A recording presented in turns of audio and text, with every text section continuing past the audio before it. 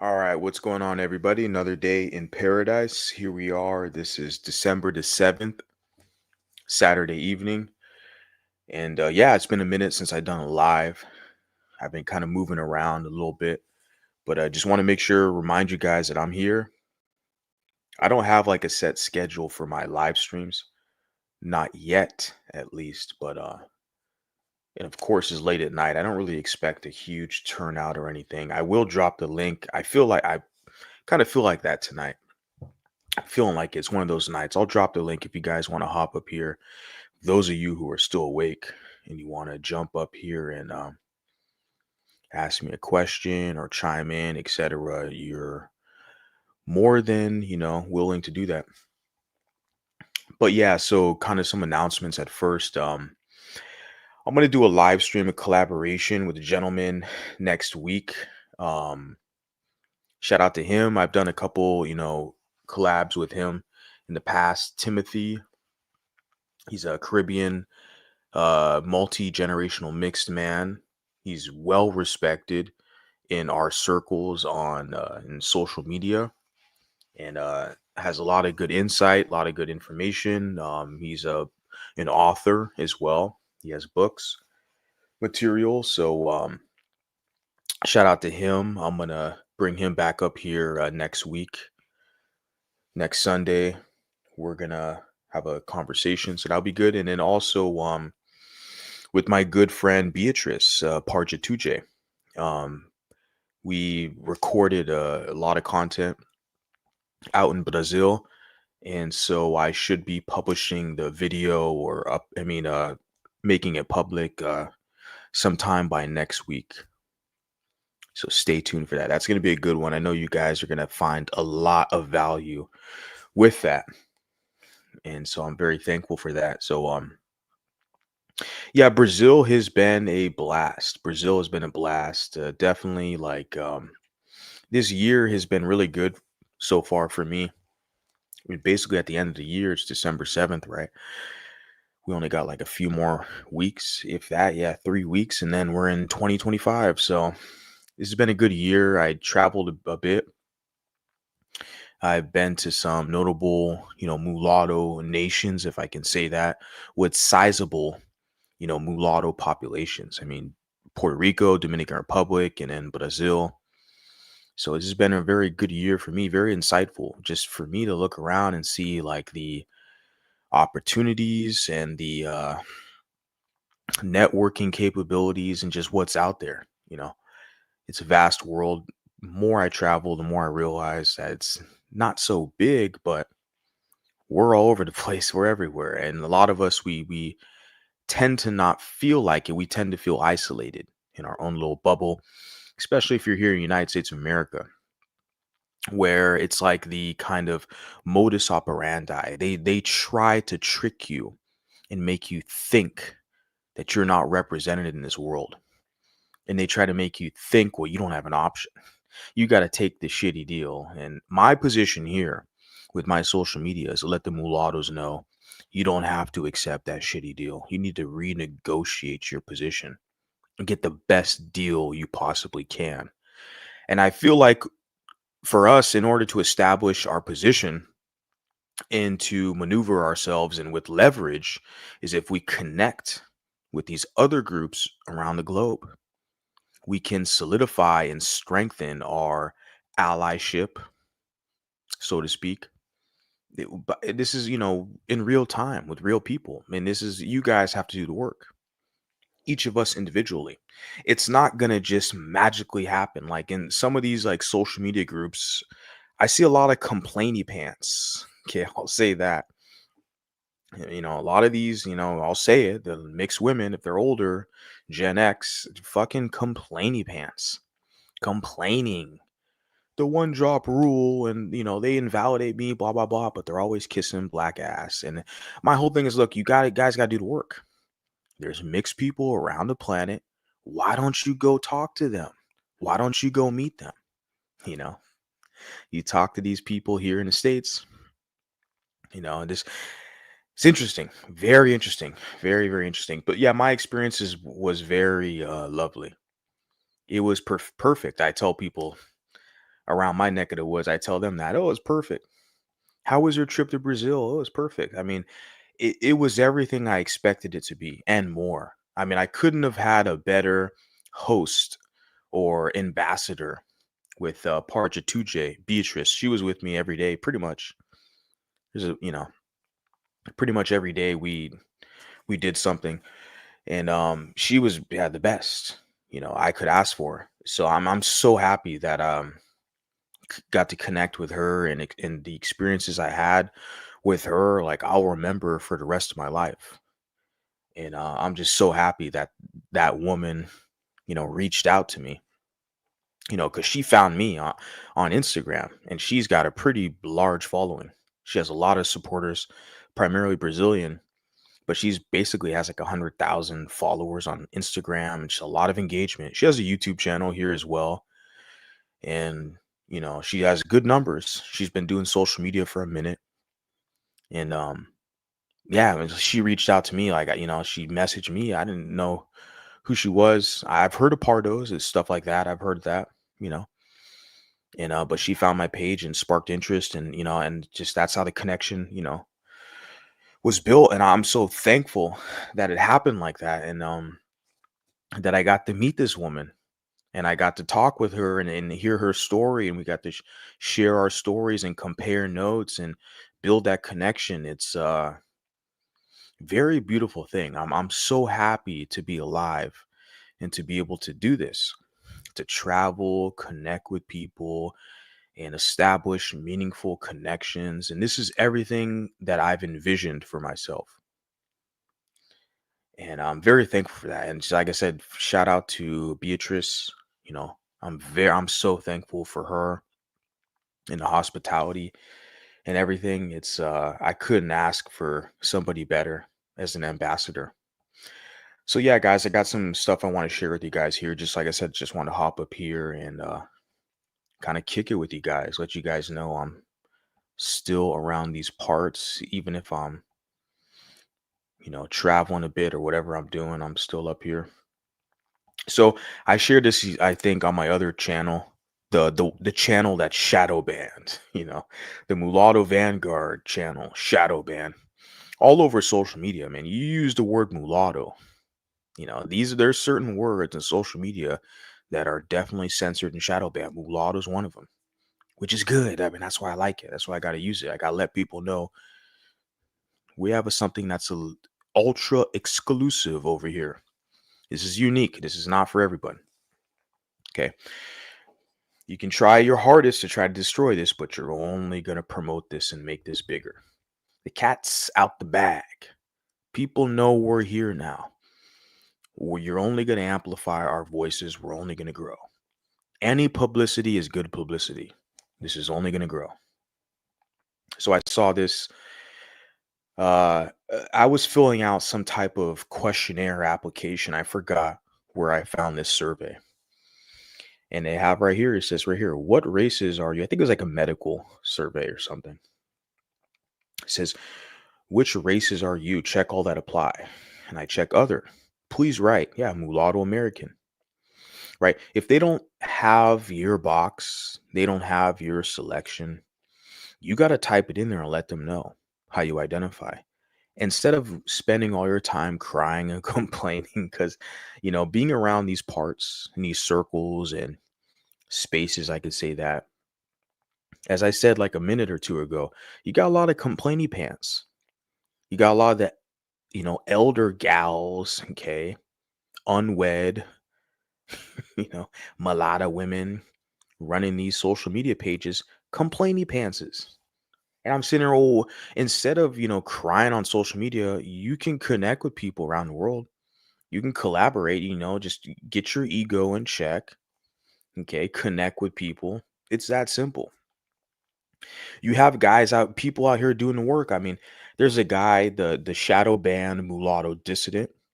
I believe he goes by some other names on social media, but on TikTok I follow him, and I repost a lot of his material, and I see where it's like he posts receipts of him emailing back and forth the Office of Business and Management, which is the board, the federal agency. They're the ones who conduct the census data and the surveys. And he has been going back and forth with emails with them for years, trying to get them to update their classifications.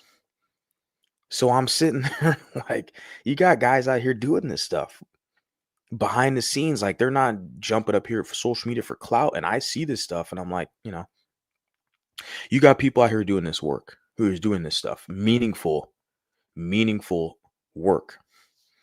But then I turn it back and I go to some of these Facebook groups and stuff like that, and you got people just crying and complaining all the time. And yeah, we cannot position ourselves to be victims in this society. We have to analyze, we understand that anti-mulatto sentiment is on the rise. Our population's growing. People are fearful. We are upsetting the apple cart. We are shaking up the status quo, the structured social order that they have intact. We are dismantling that. We are positioning ourselves to be an authority in this society. People have an issue with that. They don't, I'm gonna share a video clip of a female, and we're gonna go in more detailed depth into that, why that is, because there's a historical precedent because of that. Why people are so comfortable in validating mulattoes and just, blatantly talking shit, and spreading racism. See, people are okay with pushing their racism towards mulattoes. But when we bite back, a guy like me, I'm the bad guy, I bite back, then they want to cry foul and complain. And I'm sitting there like, yeah, I'm dealt with this hand. Okay. You give me this energy, I match your energy. And then they get all uppity. It's hilarious. Not only with this little social media shit, I see this here on the YouTube, the internet, blah, blah, blah, in real life, like in people I deal with in day to day, in my work or whatever. Like people are surprised that I look them in the eye and I match their energy. Because a lot of these people, they don't look at you as you're even like as personhood, that you're not your own people. They literally feel like they can just use you for an ego boost or they can walk over you. you know, like a guy like me, I'm like, no, not me. You call it whatever you want, Napoleon complex, you call whatever you want, but no, I will check your fucking monkey ass if you get out of line with me. You're black, white, Latino, whatever you are, I don't care. Yeah, you get uppity with me, I will check your ass.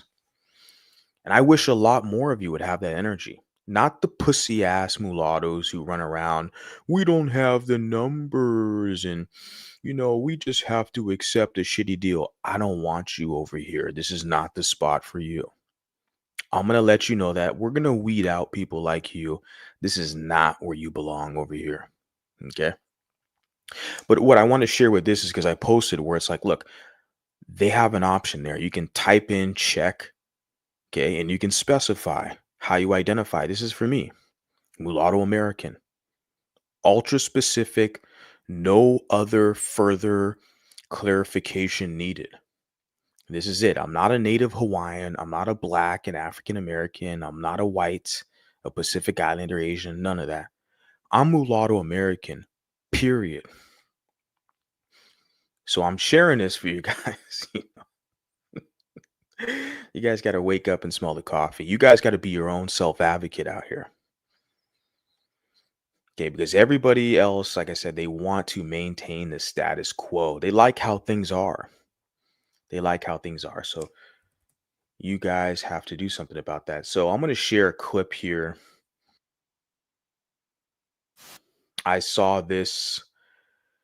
Been want to talk about this for a minute. I'll check out some of your guys' comments. Actually, let me do that right now before I forget. As a mixed man, I only want to date mixed women. How can we make more mixed men and women feel that way? Good question. Promote you guys your image. Promote the image of mixed people. Like even like the collaboration I did with Beatrice. People see that based off some of the numbers I see. I can go to my page and share it real quick. It says a lot. And I was telling, Beatrice this as well. Like, people like I know back home where I'm at, like they're gonna be inspired by this.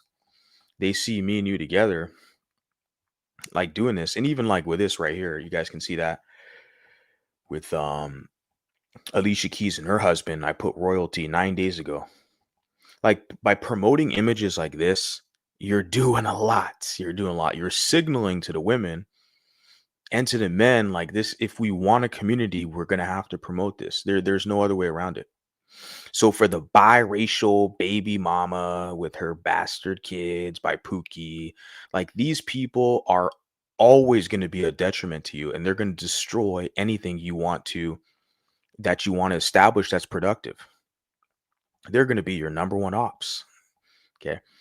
But you have to promote these type of images. Okay, just simple, just I found this on Instagram, royalty. Some person 72 likes. You guys like it. I got a lot of, 72 likes for me, my standards is pretty good. And someone put a comment like, why are they royalty? Just, what's royal about them? I just deleted the comment. It's probably some Bantu who doesn't belong here. It's not for you. Why are they royalty? Well, why not?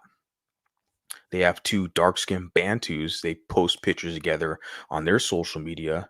They talk about kings and queens. I don't see anybody questioning them that they're not kings and queens. I'm not going to question them. I don't care if I see a white male and a white female and they're like, preserving the white family. I don't put a comment or question. That's not my business. They want their own family, their own community. That's good for them. I don't have an issue with that. I don't have an issue with the dark skinned Bantus trying to promote, but see, when we try to do it, you're going to have forces out here. Well, what's so special about them? I had some guy I know it's probably a guy, probably a Bantu interloper, put a comment. What's so special about them? Why are they royalty? Why not? That's why I sit there. Why not, man? Everybody else gets to celebrate themselves. But when we do it, they start getting uppity. That's good. You're gonna continue to get uppity because I'm gonna be up here blabbing my mouth. You're gonna get real uppity. Okay. And so something like this, we have me and Beatrice, Parda and Mulatto American in Brazil. Okay, and this is a day I met her in Rio de Janeiro. We pretty much spent the whole week together and yeah, 97 likes, 28 comments, and all these comments here. You are a trailblazer, man. We're all so proud of you. I love it. So beautiful. This is a mixed woman here. Universal education system. Creole Lady Marmalade is another mixed woman. Beautiful. Love to see it. Beautiful pics, bro. Mixed man. Okay. So yeah, you got you guys' comments here. Shout out to all you guys. So something like that. Going back to your comments, as a mixed man, I only want to date mixed women. Date whoever you want. It's not my business who you date. But for me in the channel, I've always positioned it that the whole purpose is we got to connect with each other, make something meaningful of our situation here if we want it to grow. And yeah, so I here we go right here. Let me share this here to kind of finalize your comment here. So something like simple like this. Introduction. Introduction to the conversation, right? Because we got like 2 hours of like footage. Okay. Bom dia. Hi everyone. What's up, guys? This is Mulatto Vanguard. I'm over here in Rio de Janeiro. This is like the top of my hotel overlooking Rio. Me and Beatrice here. But something like this, and then you look at the comments, a lot of people are happy to see this. I see these comments, even Dominican guy, King Macho. Okay. Dominican cat, lady here, makeup artist, like, and, colored gentleman here, a mixed woman here. I'm loving it. So by doing that, this is really like I think this is the best course of action, I would say. Promoting mixed men and mixed women together. Okay, connecting with mixed women as if you're a mixed man, connecting with and vice versa together at every opportunity you get. Like I've had opportunities with Afro P and Monica, take it. Any advantage you have opportunities, you connect with people, you reach out to people, they're willing to collaborate, vice versa. Take the opportunity. Biracial men have to start approaching biracial women, ask for their number, dates. Yeah.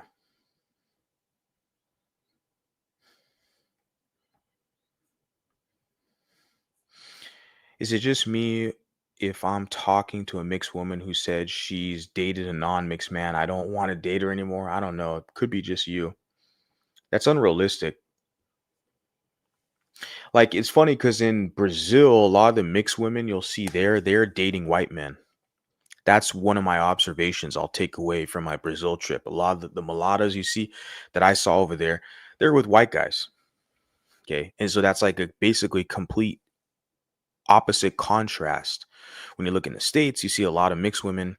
They got black baby daddies, not husbands, okay, not fathers of their children, like fucking baby daddies. And that's why it's an L you have to laugh at.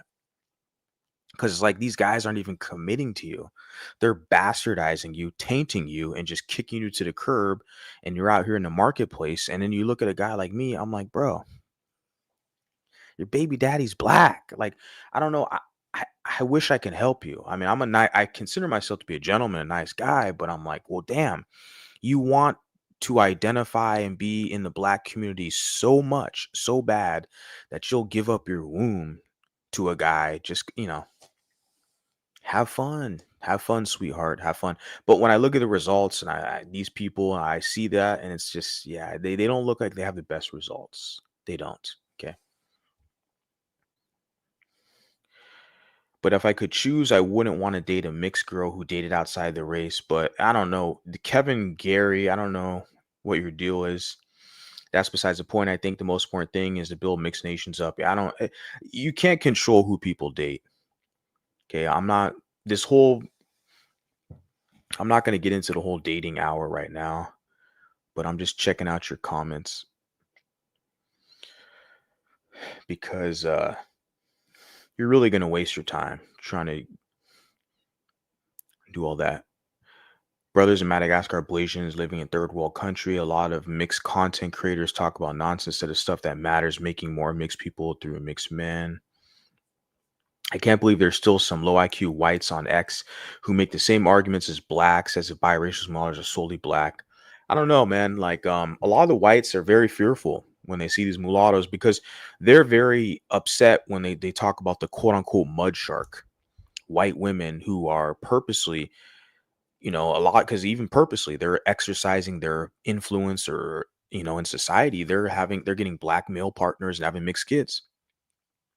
It's like a lot of white males are upset and bothered by that, and because they can't do anything about it, they've given their ladies all this power, so they attack the children. All the white nationalist cowards, they know they're weak, and so they're attacking the children, the mulatto children, because they fear the future. They know these mulattoes they're going to get older, they're going to grow up, they're going to be military age. They're not going to be subordinates to the Anglos. Okay, that's the blacks' jobs. That's the Bantu, the dark-skinned Bantu. His job is to be a subordinate to the Anglos. And of course, the Anglos, they weaponize the dark-skinned Bantu against the mulatto. Here we are today, sorting all of this out. I wish this mixed content would talk more how to create more mixed relationships instead of just talking about how we aren't black. You got to show your face, buddy. If you want to have some salt in the game, if you want to have if you want to be, you got to show your face. The rest of us normal people out here, we're cammed up, homie. You know, all you biracial sphere, we all know who you are. We've been around in these spaces for a minute. I see this guy biracial sphere. We all know who you are, homie. Okay, you got to be cammed up. You got to be a real cat out here making connections with people, Otherwise, you don't have the influence. I mean, people are not really gonna. It's not gonna resonate with people, the public. They don't really see the authenticity. They don't. So you can't bark orders behind your little avatar in your troll account if you're not willing to meet and connect and collaborate with people. Well, mixed content creators, we got to talk about blah, blah, blah, this and that. You can start a YouTube channel and talk about what you want. I always get a kick out of that when people try to bark orders and, we got to do it this way and do it that way. But none of these people are producing content. Like, bro, I'm just a guy up here talking shit. Like, I tell people all the time, I'm not special. I'm not like the Bantu. I've been saying that way before little Kundrik, Lemoist, and the rest of them. I've been saying, look, we're not like these people. And I'm not the only one out here. There's a lot of you out here. And I realize that it's global, around the globe. We have a very similar plight. There's a lot of you colored South Africans, Pardos in Brazil, mulattoes in Dominican Republic. There's a lot, and then mulattoes in England, the UK. There's a lot of us out here. Okay. A lot of us out here. And my job, I want to connect with them. Beautiful people. The most beautiful people I see on the planet are mulattoes. I want to connect with you guys. That's my whole goal. But yeah, hiding behind a little avatar and troll account. Like he says right here, Kevin Gary, make a channel and do it. Yeah, please do.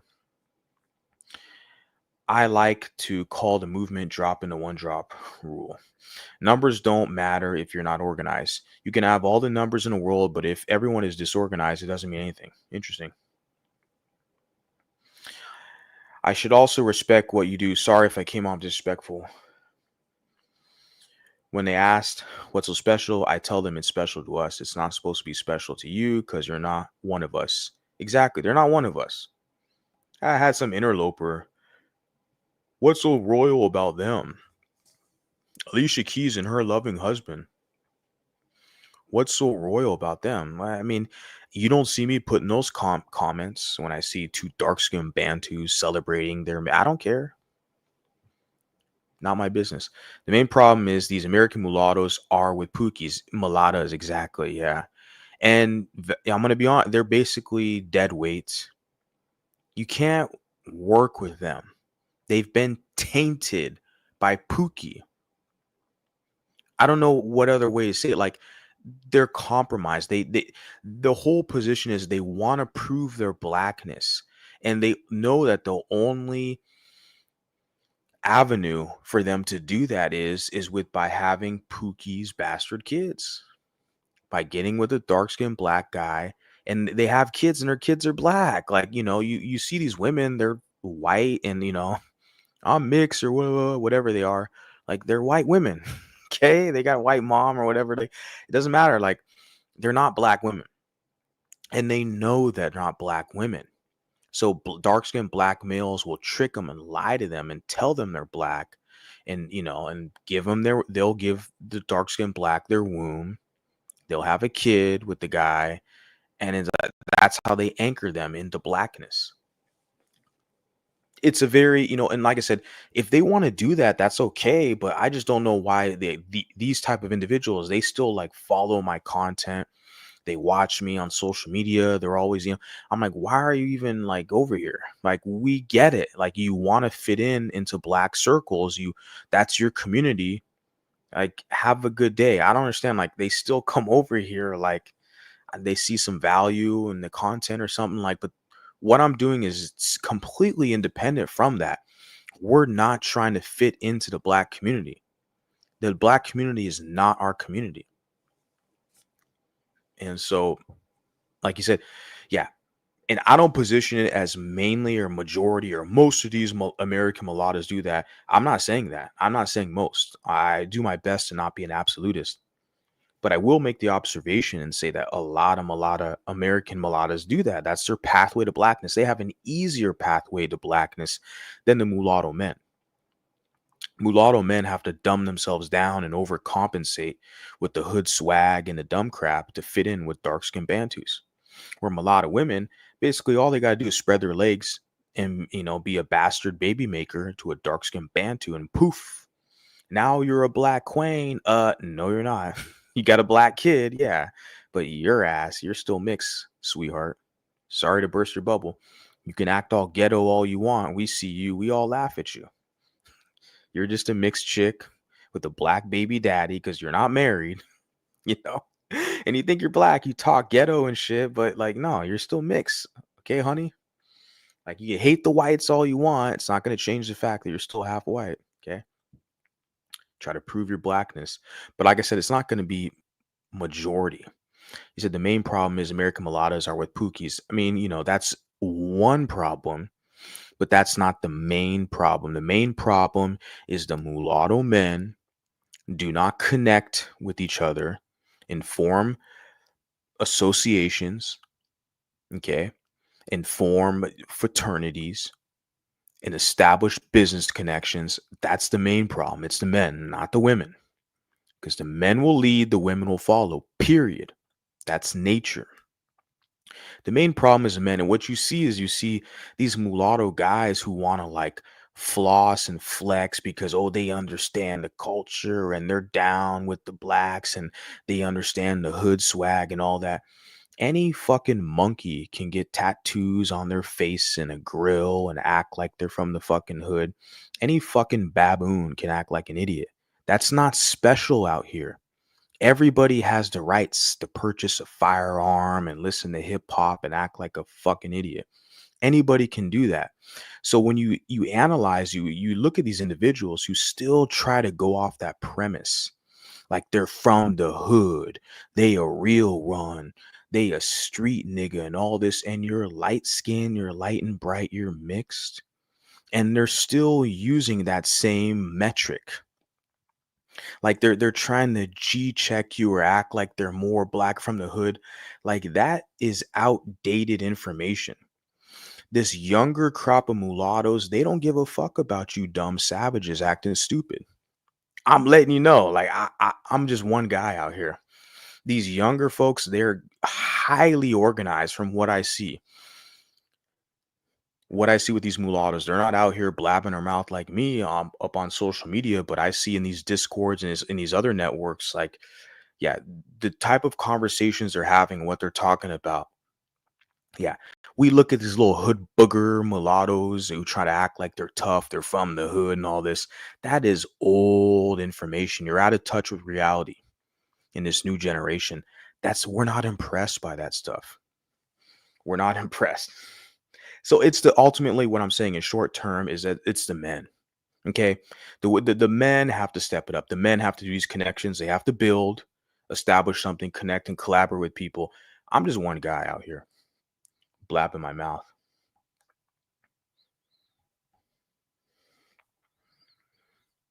Yeah.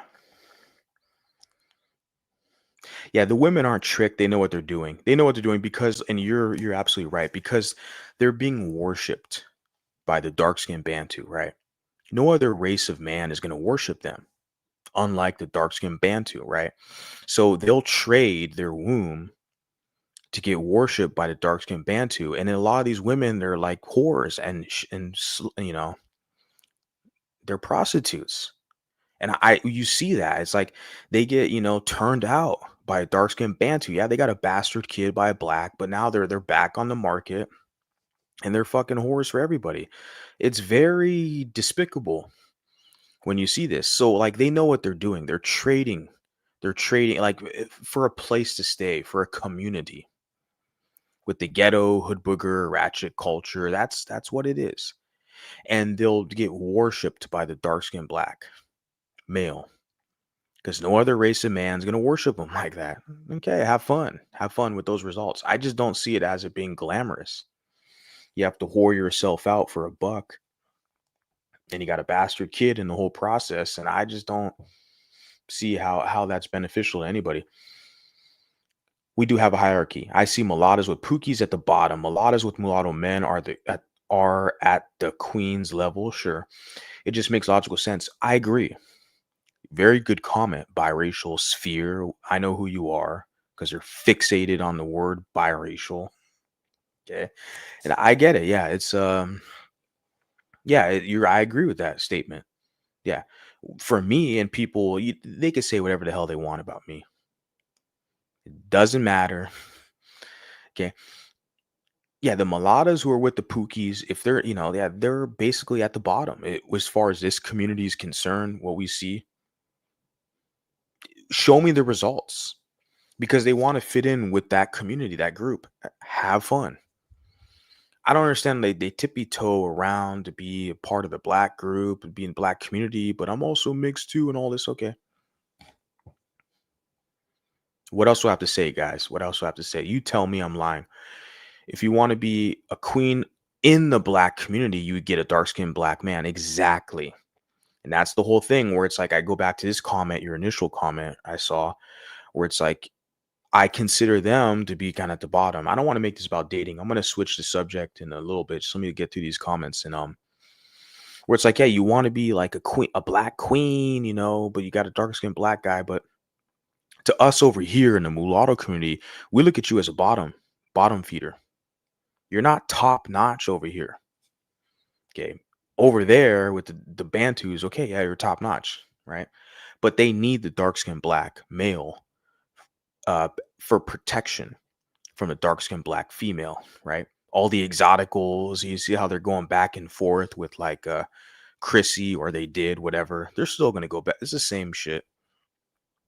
They were hating on Chrissy because Chrissy represents the dark skinned black females who say black men are colorist and biracials with white moms and all this shit. And the exoticals, like they're competing. They most of them that I've seen their channels, I don't give a fuck what they call themselves, exoticals or whatever. They identify as a black. Therefore, they are not a member of the mulatto community. Mulatto community members, we identify as mulatto, period. If they say they're mixed or they're MGM, blah, blah, blah, whatever, and they identify as black, like, okay, yeah, you're an exotical, you're a black. And see, they're competing with black females for black males, for the dusty, broke ass, level up, you know, get your bag, sis, from the black male. Yeah, that's it. They're competing with those guys over there. Okay. Yeah, so they can be a queen over there, but see, they need the black male, okay, for protection from the Chrissy types, from the black female types. That's all it is. They're competing for the same dusty ass, dark skinned Bantus, okay? You're anti black. Okay, fucking suck my dick. What are you gonna do about it? And exactly, I look at this comment. Yeah, to be a queen of the, yeah. If you want to be a queen in the white community, you get a white man. Yeah, well, they won't be a queen. You'll get the Meghan Markle treatment. Or who else? Who else has those results? Halle Berry. Look at her results. Very talented actress. I like Holly Berry. I promote her, but didn't she have a white baby daddy? I don't know. She's married to the cat, and she, what happened? She's trying to call her kids black, and her white baby daddy was like arguing with her. Don't call my kids black. Her kids are, So yeah, that's not a queen of the white community. Sorry, guys. Sorry to burst your bubble. A mulatto can't be a queen of the white community. Okay. A mulatta can be the queen of the mulatto community. Yes, sure they can. Can a mulatta be the queen of the black community? Yeah, I guess so. But who allows that to happen? Not black women. Black women don't know. No, no. It's the black males. Okay. They got to work their shit out over there. The black males, black females, and the mulatto women who identify as black, they got to work their shit out over there. I don't know. They try to creep over here. You're not going to shame us over here. We're not doing all that. I was watching a Dr. Umar video where he essentially calls mulattoes a cancer, saying whites infected blacks. Yeah, I seen that's an old clip. He said that. Dr. Umar, and I met him back in 2016. Okay. One of the conspiracy fucking wingnuts in these little black Hebrew Israelite extremist cults. They were trying to say that I met Dr. Umar like 2 days ago, and all of a sudden something tragic happened and I flipped and all this weird shit. I was like, no, no, no, no. Get your, stop making up your little conspiracies.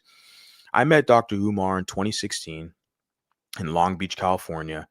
Actually invited a couple black friends with me. And I didn't start speaking this mulatto shit until what, 2 years ago. So that's a huge gap, 2016 to what, 2022. That's 6 years, like, that's a, pretty large gap, but you talk to these fucking black extremist wingnuts, conspiracy theorists, they'll try to make all these accusations, you know?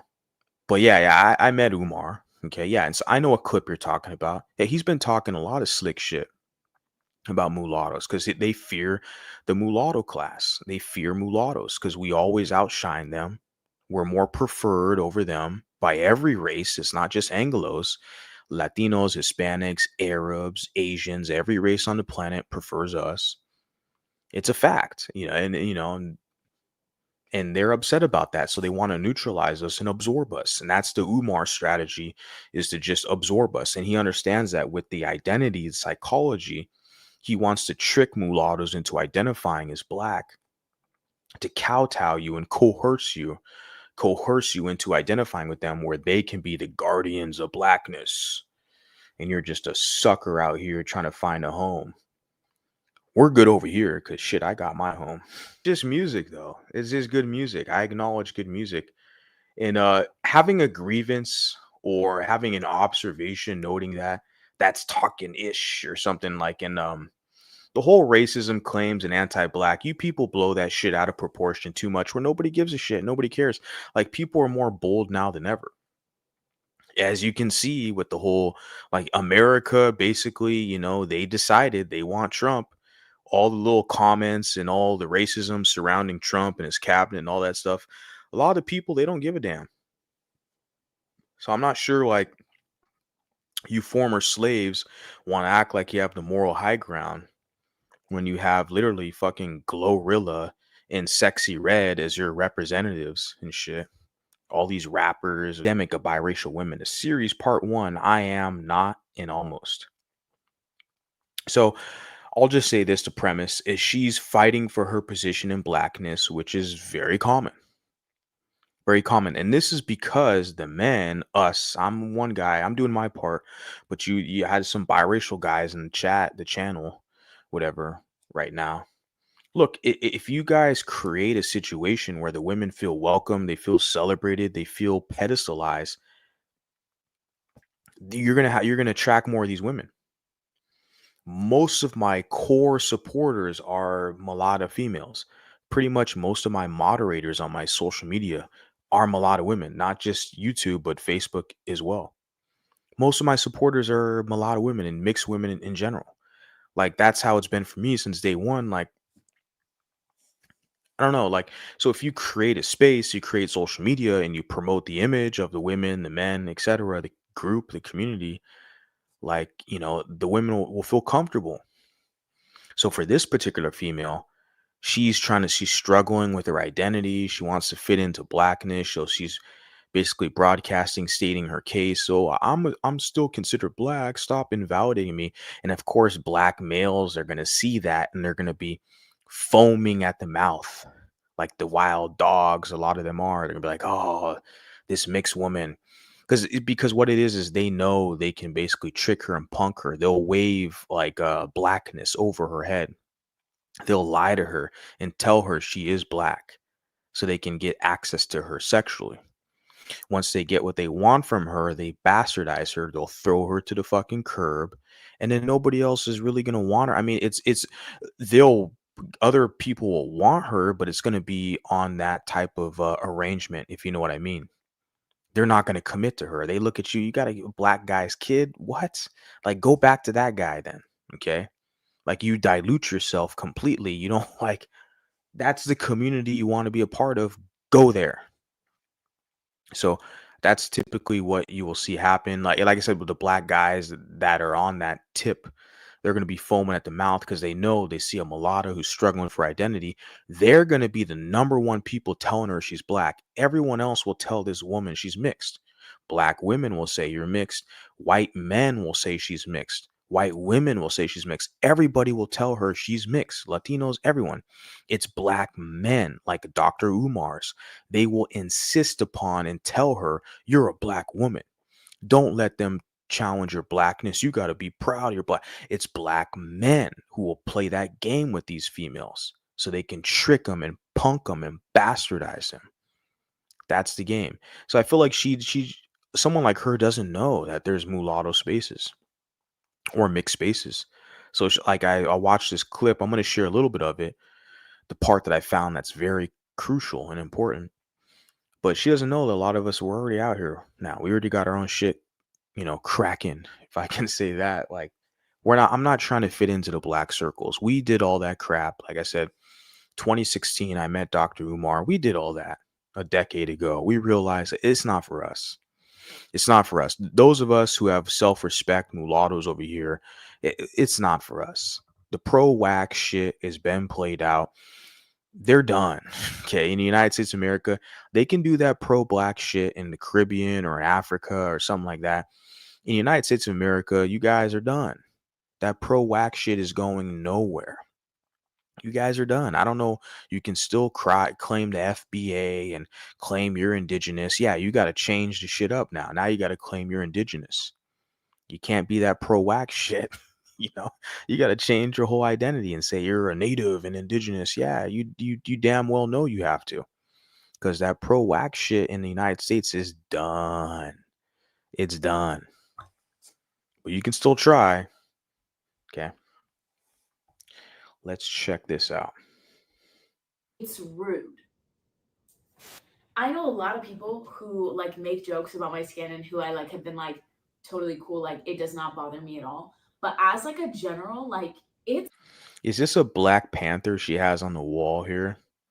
It says, "Remember who you are." You know, I don't know her books. She has all these books here. I can't really read from this angle. She got a sword here. It's pretty cool. I don't know what the books. She got some bell hooks or some black lesbian propaganda stuff. I don't know. But it looks like she got like a Black Panther or whatever on the wall. Picture. It says, "Remember who you are." Who are you, lady? You don't even know who the hell you are. The title is biracial woman, but like if I'm not gonna play the part. I'll share this video with you guys. You rewind the clip, and she's sitting here pleading, saying, "Don't invalidate my blackness. I am a black woman." Why the hell is your title biracial woman then? If you're a black woman, we look at you. Black women don't look like you. You're clearly mixed. So something, you're either confused or something's not adding up. I don't know what the hell. But I'm going to play it again. Like I said, play this right now. She says something that's critically important, historical ramifications of why there's a lot of anti-mulatto sentiment in society. Okay. She does say something that's significant. That's why I want to share this with you guys. But, beyond all of that, she's trying to fit in with blacks, and you got a mixed person who wants to fit in with blacks and tell blacks, "I'm just like you. I'm a nigga like you. We the same." It's like, look, okay, where's your Pookie baby daddy at? We got, you know, because that's always what comes with it. That's always what comes with it, because their pathway to blackness is to become a bastard baby mama, not a wife to a gentleman, to a black gentleman, not a wife, a baby mama to a dark skinned black from the hood.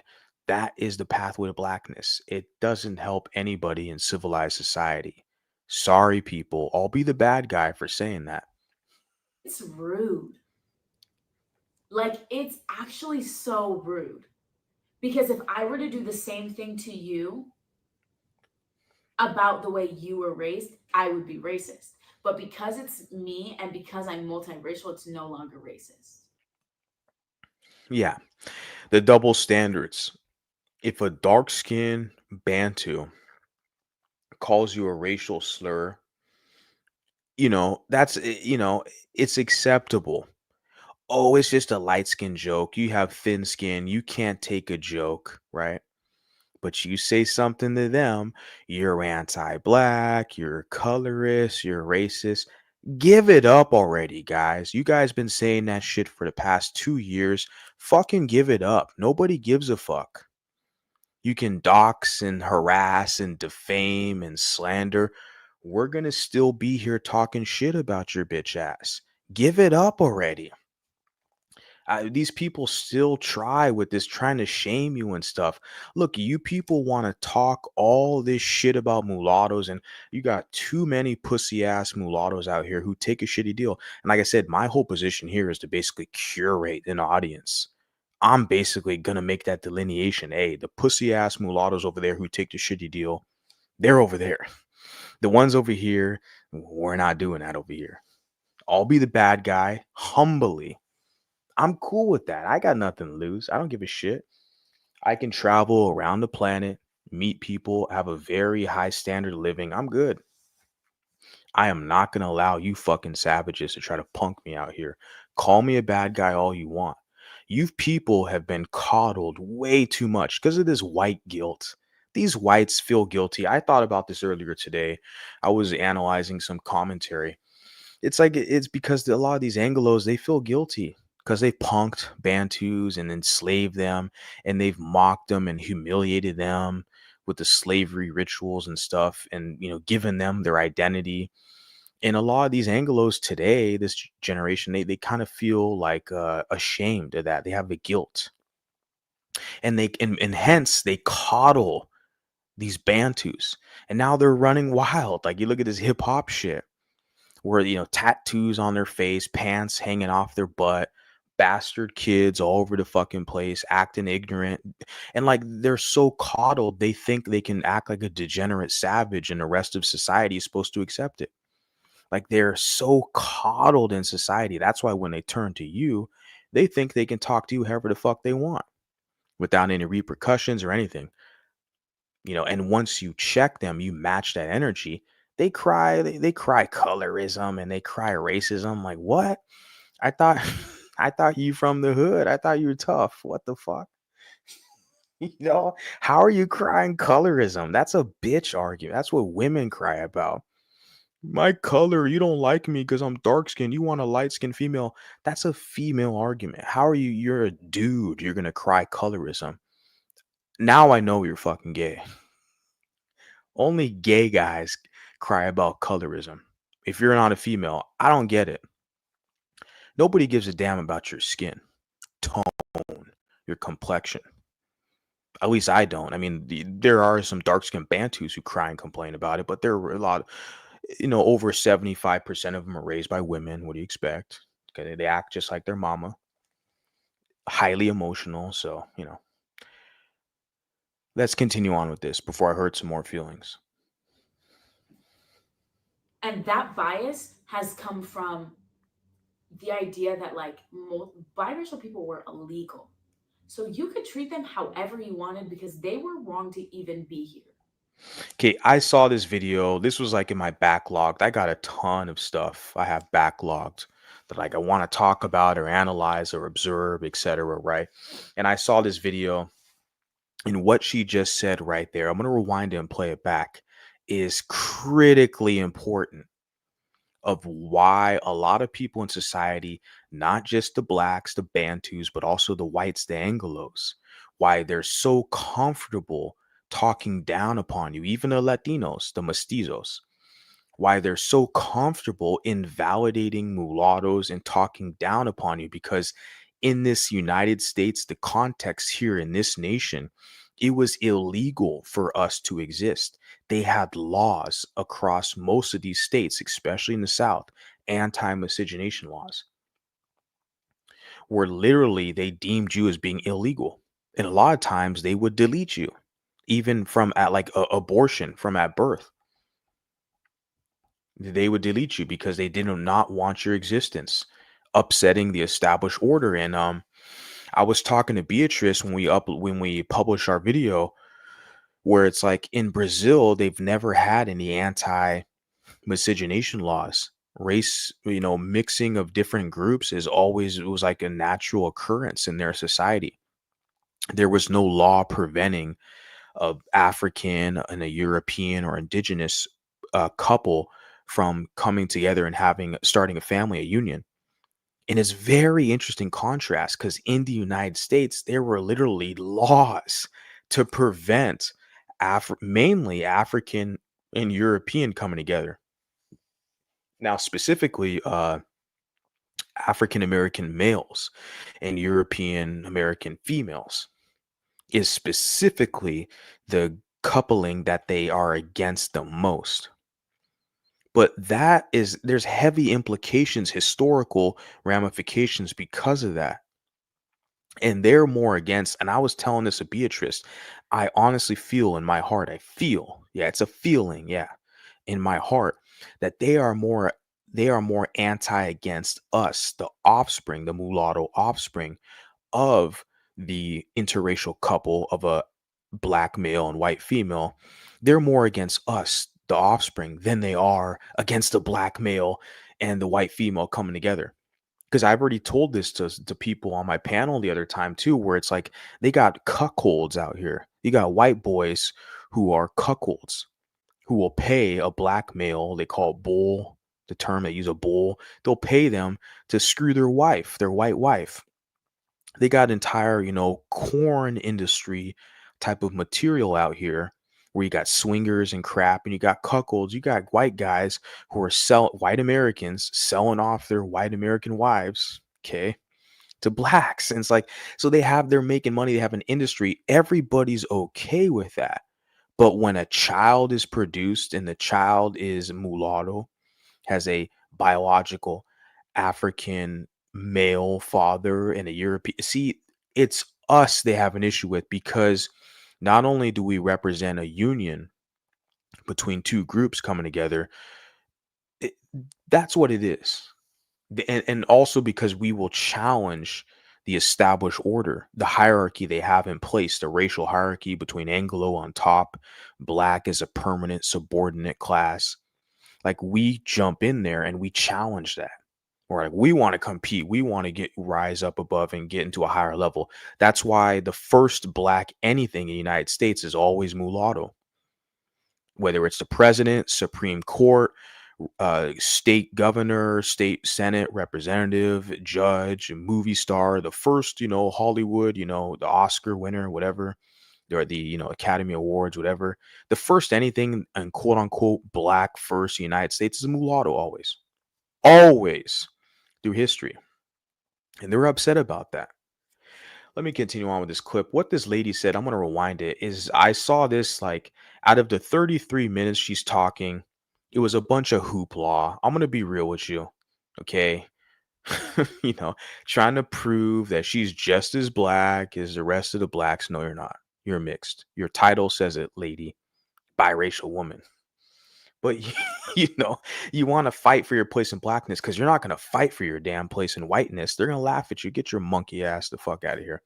But why don't you establish? You don't have to fight for it, but establish your place and position amongst other mulattoes and multiracial people. Why not? We have our own lane over here.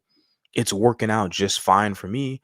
Even to Beatrice and the Pardos in Brazil, they got their own lane. Why can't we all have our own lane? There's enough room for all of us here. Why do we have to fight for a position to fit in with some? It's not natural. To me, it's not natural.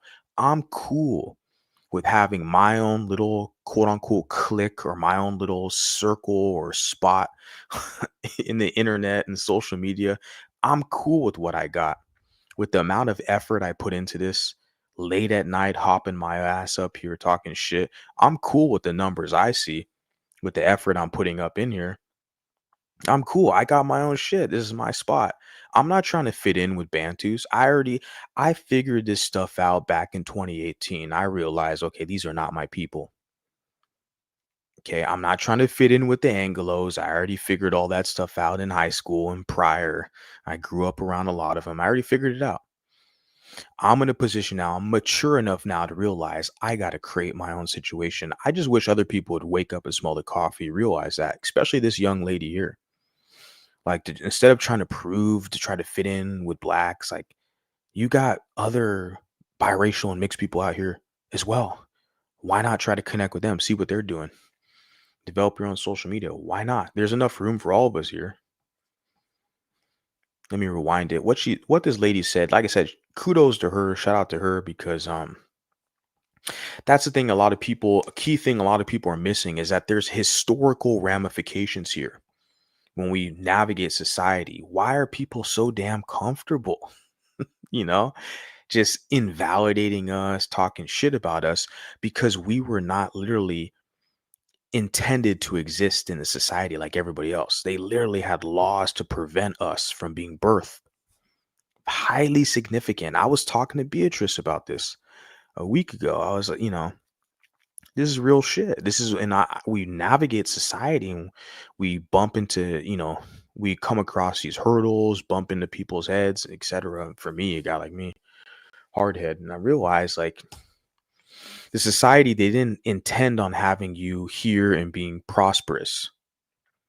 They really didn't in the United States. Highly competitive society. And they have the evidence is there. All these laws, anti-miscegenation, and then they one drop your ass. So they're like, okay, you're a mulatto, you're here, but you're black.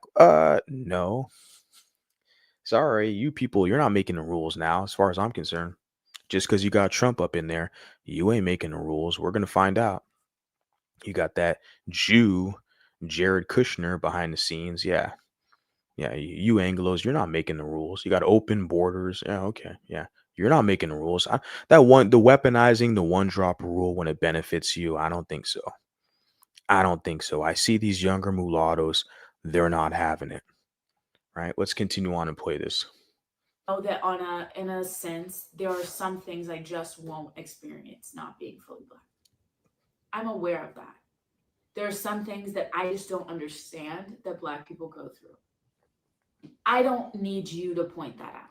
I guess is the point I'm trying to make. I don't need you to point that out. I'm aware. I'm very self-aware if you know anything about me, and that's not something I need you to point out. Like you invalidating my blackness does not make me want to be around you anymore. You invalidating my blackness makes you look ignorant. Like the amount of times I've had to be like, I'm black. You guys see that? That's why. Let me just get to the main point here. But yeah, I saw this clip. I was like, ugh, I get it. You want to, prove to blacks that you're black. Have fun. But lady, she looks like she's my age or a few years younger. Once you get to be about 30 or 40, if you're still trying to prove these blacks who are fucking ungrateful, they're Americans, okay? Whatever, African Americans, like most ungrateful people on the planet. I'm on public saying that, ho, okay? Not this lady here, but just the public generally that wants to twist my words or whatever. No, I'm telling you, yeah, the most ungrateful people. Okay, everything mulattoes have done for them, and they want to turn around with Kendrick Lamar and make this not like us, and they want to mock you and mock Drake and all this shit. Well, he from Canada, he not even. But see, they want to claim this global supremacy and shit. They want to claim the wins of black people around the planet, but they want to pick and choose like which ones they like. I'm not playing this game with you people. You are ungrateful savages. Okay, clip that, keep that in the history books. This is what it is. See, I'm difference between me and her is I'm not trying to fit in with you guys, but she is.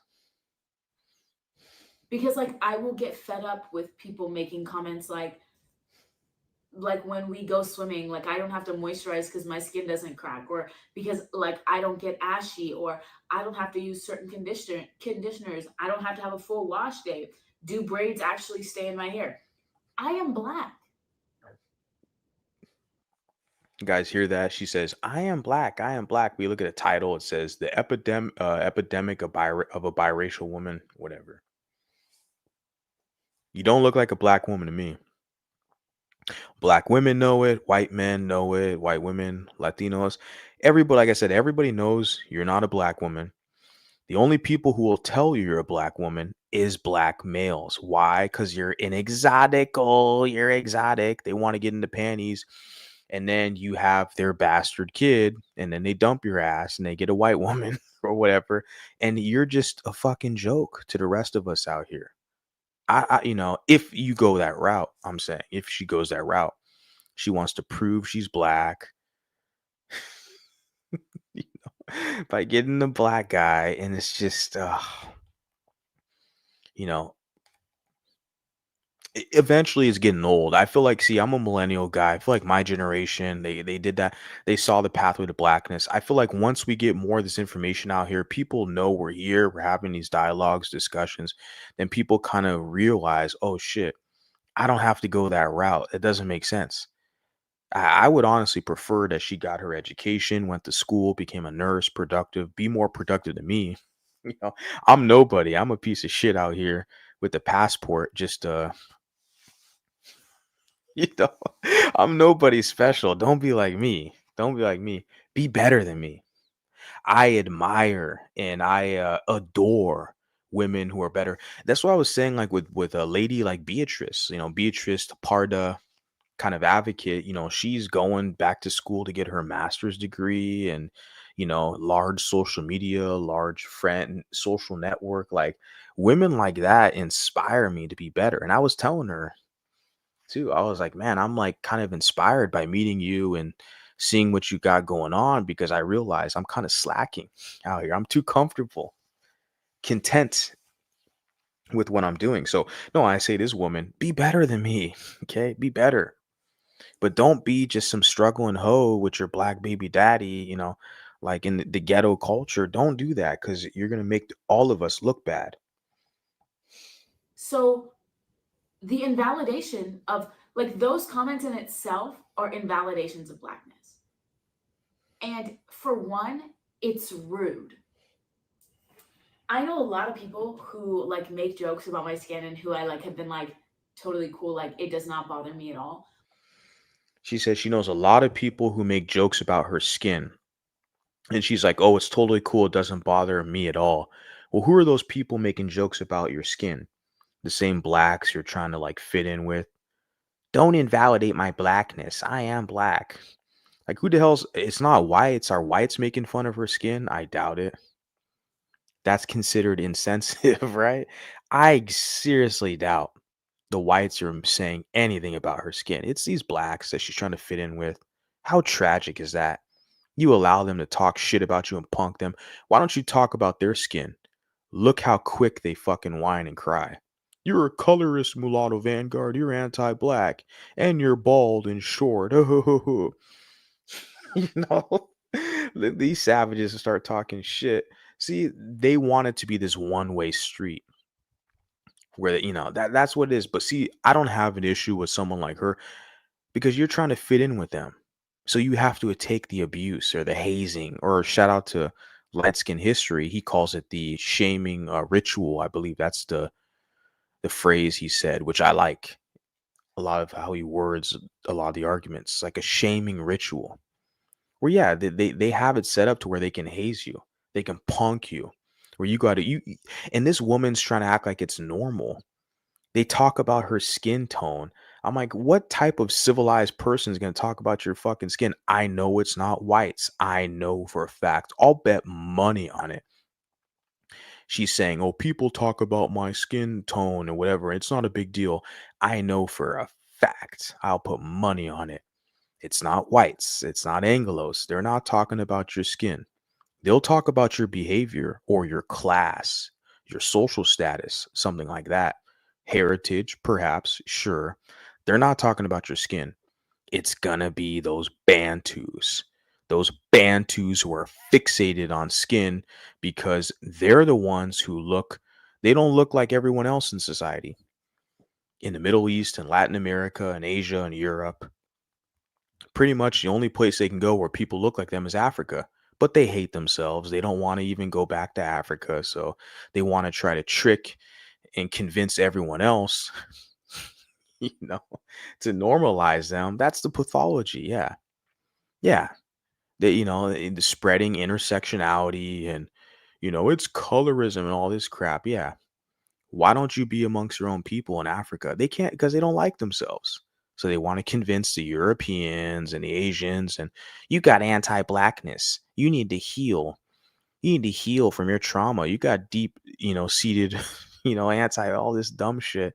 You people don't even like yourselves, man. And you want to trick this multiracial woman, and she's kind of dumb enough to fall for it. Okay, whatever. You want a place to belong. Yeah, well, have fun over there. But as like a general, like it's rude. Like it's actually so rude. Because if I were to do the same thing to you about the way you were raised, I would be racist. But because It's a double standard. They can talk about your skin tone. You acting light skin. Oh, you acting dark skin. You're a colorist. You're anti-black. Okay, yeah. What the fuck are you gonna do about it? Right? So they can talk shit about you like a Kwame Brown, all that. What I find is a lot of these mulattoes are punks. A lot of these mixed people, they're punks. They let the Bantus punk them. That's why I feel like I kind of have to be a voice out here and like, fuck, I got to be the bad guy, I feel like, because a lot of you guys are straight up fucking punks. You let these savages punk you. And like, you see the double standard where they talk shit about you, you match the energy, and then they cry like anti-blackness and shit. I'm like, what? Well, you're fucking anti-mulatto. There's no such thing as mulatto. All African Americans, we got mixed DNA from the slave master. We're all mixed. We're like, what? You listen to these people try to punk you and coerce you. I cannot believe it that this is what's going on. And I see these arguments. Like I said, and my main thing is because a lot of these mulattoes, they entertain the Bantu. They allow themselves to get punked by them. Sit here and I'm just like, wow, that could not be me. I just block a lot of people, be honest with you, man. Social media, I just block people. Fuck out of here. Why do I have to deal with you? There's too many people out here in this world I can deal with. Why you? You're not dancing or singing for me or you paying me money. Why you? Why am I dealing with you? You are nobody to me. Trust me. I see you in public. I'm out here, whatever. I just walk past you, boy. You're nobody. You need to dance for me. You need to sing some songs for me. Okay. You need to pay me some money. You need to do something for me. If you're not doing that and you're trying to give me some problems too, get out of here. I'm blocked, moving on, somebody else. That's it. it's me and because I'm multiracial, it's no longer racist. And that bias has come from the idea that like biracial people were illegal. So you could treat them however you wanted because they were wrong to even be here. That's the thing. And that's like I said, guys, I'm going to go into your guys' comments. I see you guys got a lot of comments. Shout out to you guys. I'll get to it real quick. Or not real quick, but I'll get to it in a minute. But I wanted to play this clip, this video, and share with you guys because I really like how she phrased it. Very significant. Like that's what it is. Like people are so comfortable. It's not only black now. Like I say it's also the Anglos, the whites. They're very comfortable invalidating you because they don't even look at you as a person, being a people. Because remember, the Anglos, they created these Bantus in America, United States, the African American, the FBA. The FBA's daddy, mommy, and daddy are the Anglos. I don't let these slaves try to lie to you, say they're indigenous to the land and all this dumb, goofy, fake revisionist history bullshit. Like they're lost and confused people. They're slaves. They know damn well they all have the surnames of their Anglo masses. You know, Johnson, Jackson, Evans, Jones, you name it. Denzel, Washington, Samuel, Jackson, like they all got their Anglo masses surnames. Don't let these slaves fool you and trick you with this whole indigenous FBA bullshit, aboriginal horseshit. Don't let them trick you, okay? They were literally created by their Anglo Massa. And this is the thing. So, like, the laws that they had in place is to keep you as a subordinate, to neutralize you with these anti-miscegenation laws. And this is why people are so fucking comfortable talking shit. Like I said, it's not just the blacks, but also the whites, because they're all in on it together. They work together to keep you as a subordinate class. And a lot of mulattoes, they haven't figured it out yet. They didn't realize it. Like, and because the whites, because the Anglos in the United States, they created these blacks, the slaves that they have. They created them so they know how they operate. They studied them. They know more about them than the Anglos know, than the Bantus know about the Anglos. They study them. They study all their social media trends, all the Kendrick shit. They study it, the blacks. They try to act like they're so sophisticated, man, with their vernacular and how they talk. Like everybody studies you people. They have literally courses you can take now, and the Africanas courses and all this shit. You notice there's no white courses. You can't study, you know, you can't study them at the university, right? Their sociology, how they operate, their code, right? Their edicts and codes of conducts. You can't really study them and how they operate and really have a sophisticated knowledge of white supremacy and how they operate. They don't have this stuff on the books to study, but you can study African American, Afrikaners, and all this shit. So they created these blacks in the United States. So like in the laws, that's what I'm saying. Like, so they operate off their system. This is what it is. So the same sentiments you get where it's like this hostility, this invalidation, because they don't even feel like you're your own person. They know they look at you as a position of being a subordinate to the blacks. And because you got a lot of ladies like this one, I'm gonna say it, who just want to fit in with blacks. They want to prove the blacks that they're just black, like that, blah, blah. Instead of realizing you can do your own shit. You can create your own flag, create your own nomenclature, write your own constitution, write your own mission statement, your own guidelines. I got Renata Malata, who has a lot of material she shared with me behind the scenes, creating her own, you know. So like you guys can all do that. You guys can all create your own systems that will support your, create a whole mechanism, a defense mechanism to for self-preservation. You guys all have the tools in front of you to do that. Like what this idea of trying to fit in with blacks when it's so obvious we're not the same as them. It makes no sense. But there's a big game going on. That's what it is. Like back in slave days, like days of slavery, like it was wrong to exist and be biracial. Right. And that's why I want to share this. Like you said, back in slave days, it was wrong to be exist and be biracial. And I really appreciate her for saying this.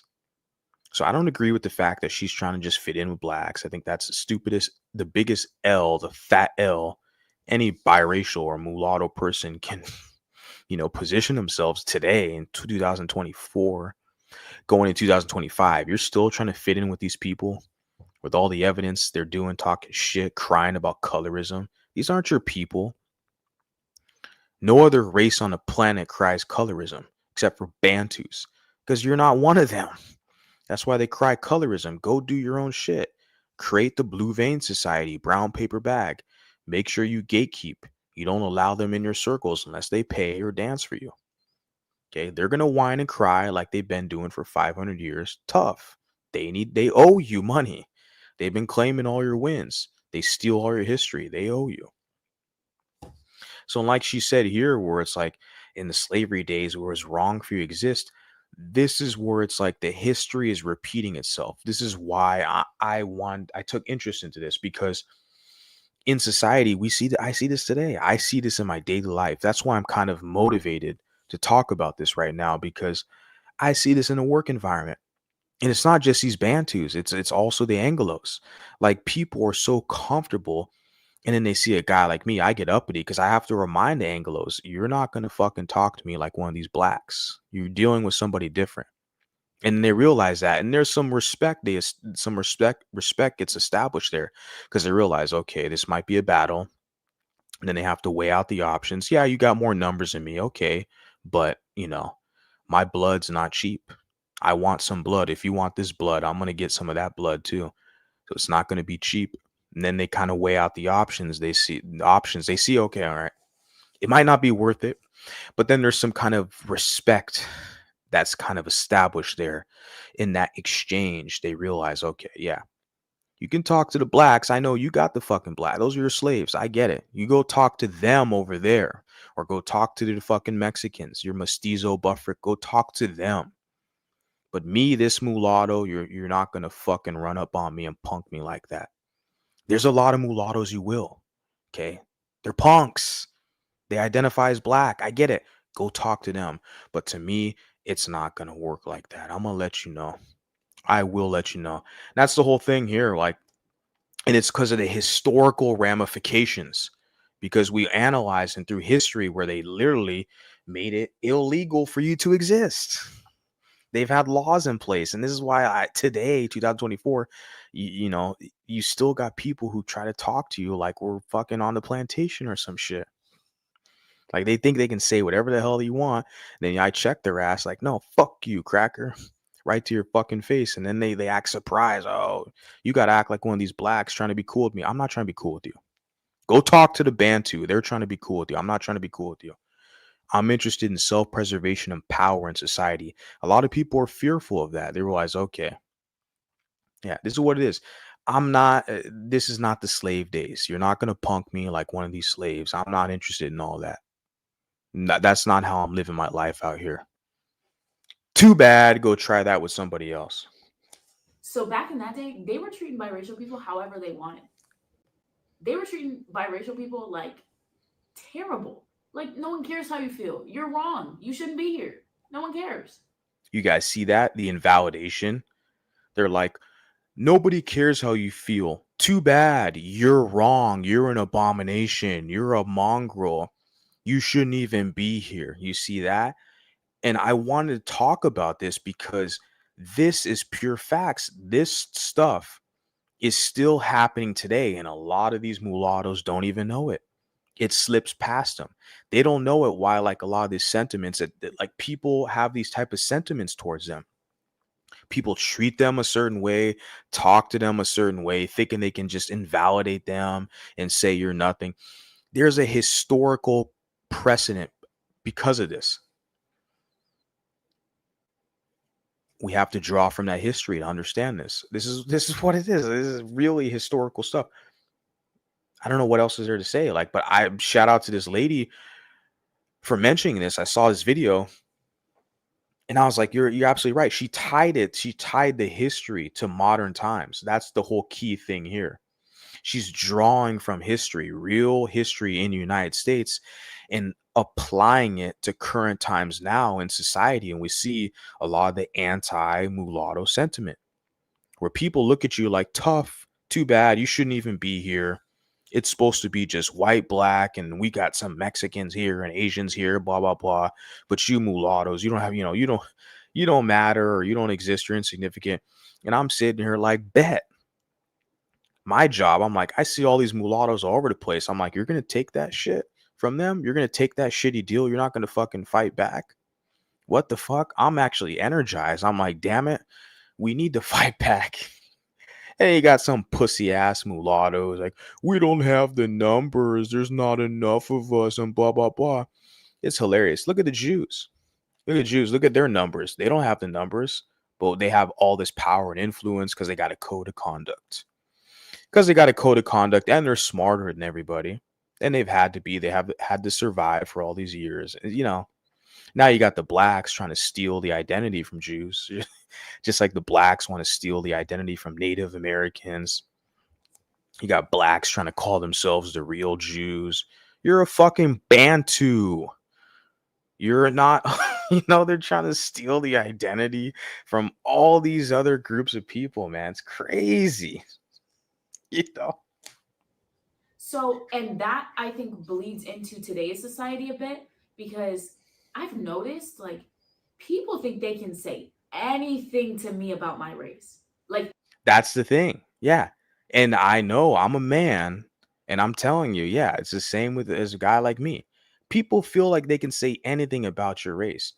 But like for me, I match the energy. If it's the Bantu, the Anglo, the Latino, I match the energy.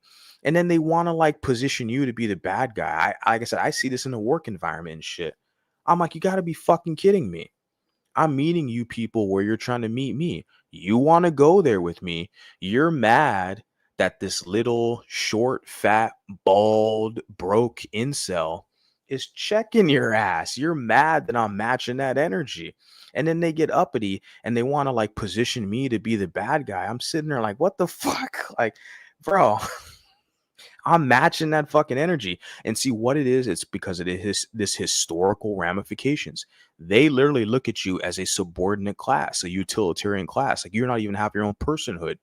They look at you as just here to serve others and you just accept a shitty deal and get punked. And I'm sitting there like, you mulattoes, you guys not see this? You not see like this is a lot of people are trying to position you in this manner.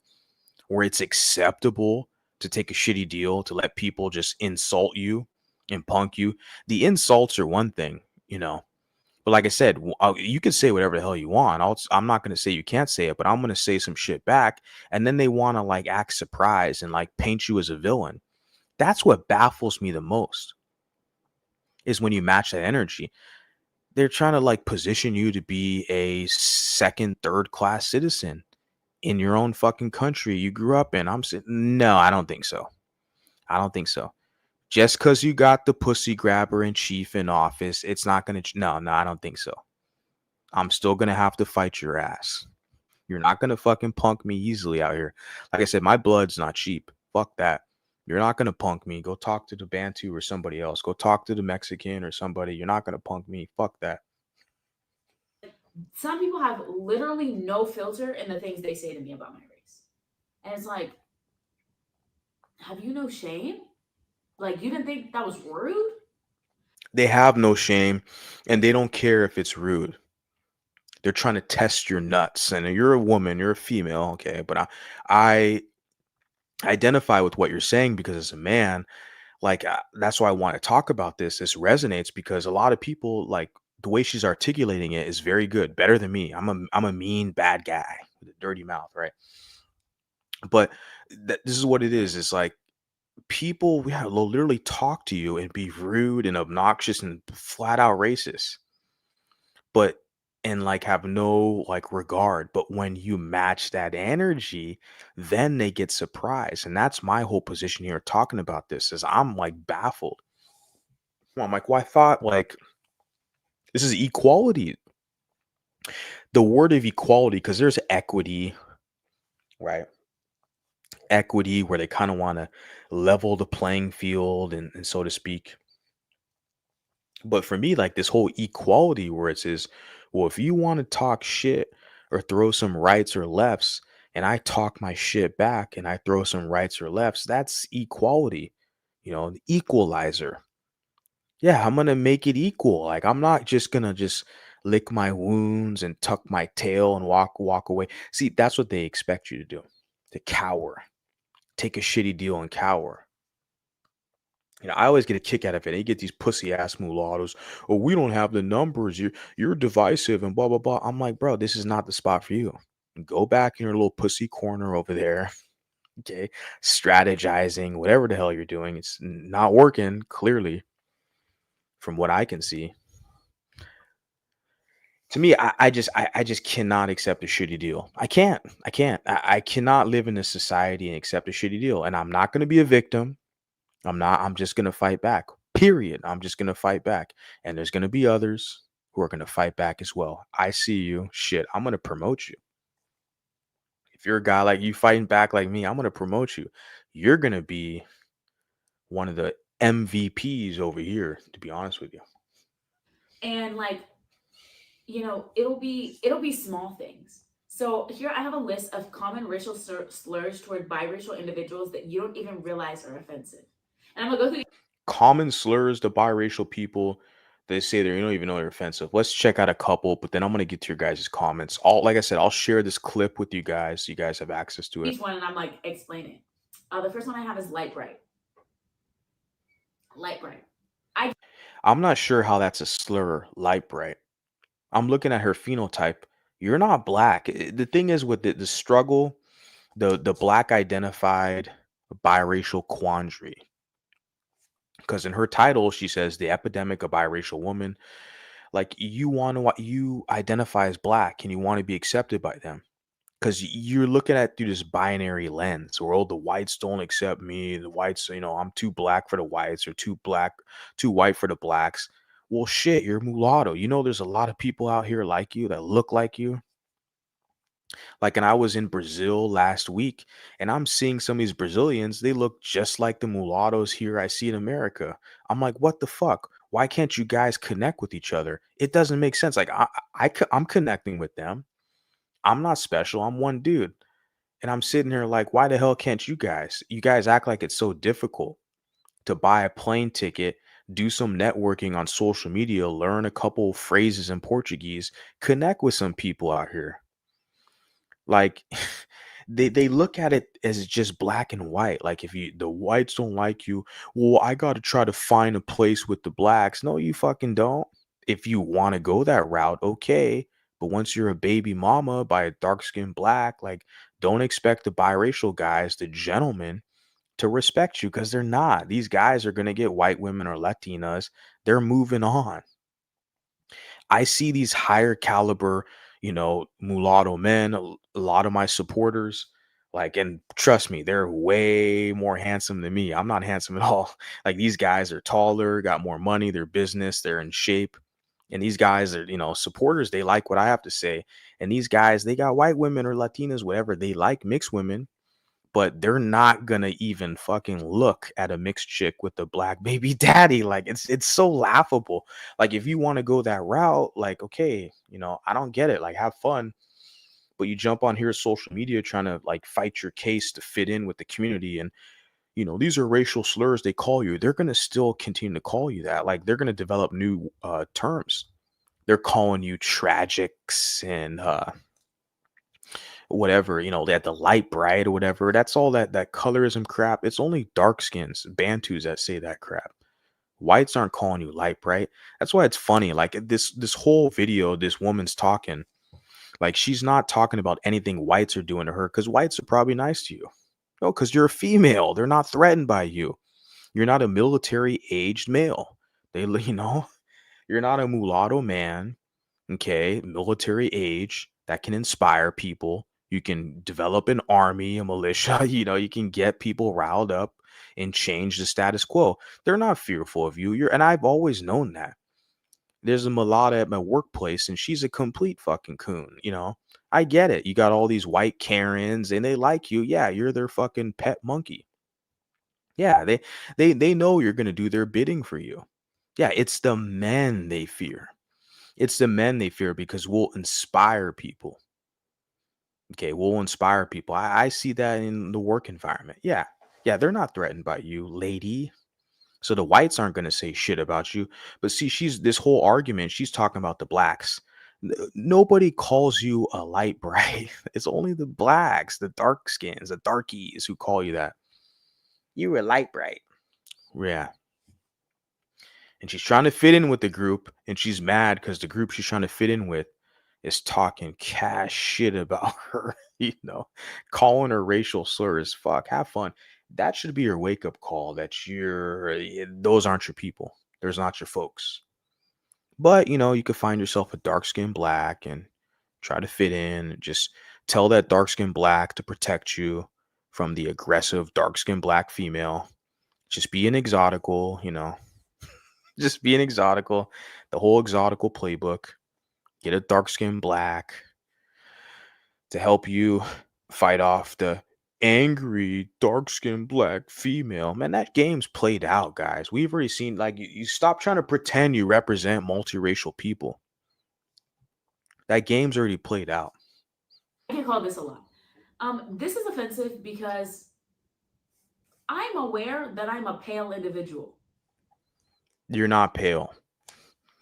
I'm aware that I'm a pale individual. You're not pale. You basically got my complexion. She's not pale, guys. Okay. She's not pale. She's only pale around the fucking dark skinned Bantus, but she's not going to say it. I'll say it for you. Okay. You're not pale with the Asians. They look at you, laugh. Look at your hair. Curly hair. They'll try to touch your hair like you're a fucking pet or something. Yeah, you're not pale around the Hispanics. You're only pale around the colorist dark skinned Bantus. That's it, sis. But she doesn't want to say that. I'll say that. I'll be the bad guy. You don't need to remind me. And I find light bright offensive because it points out the fact that I stand out in a group of people.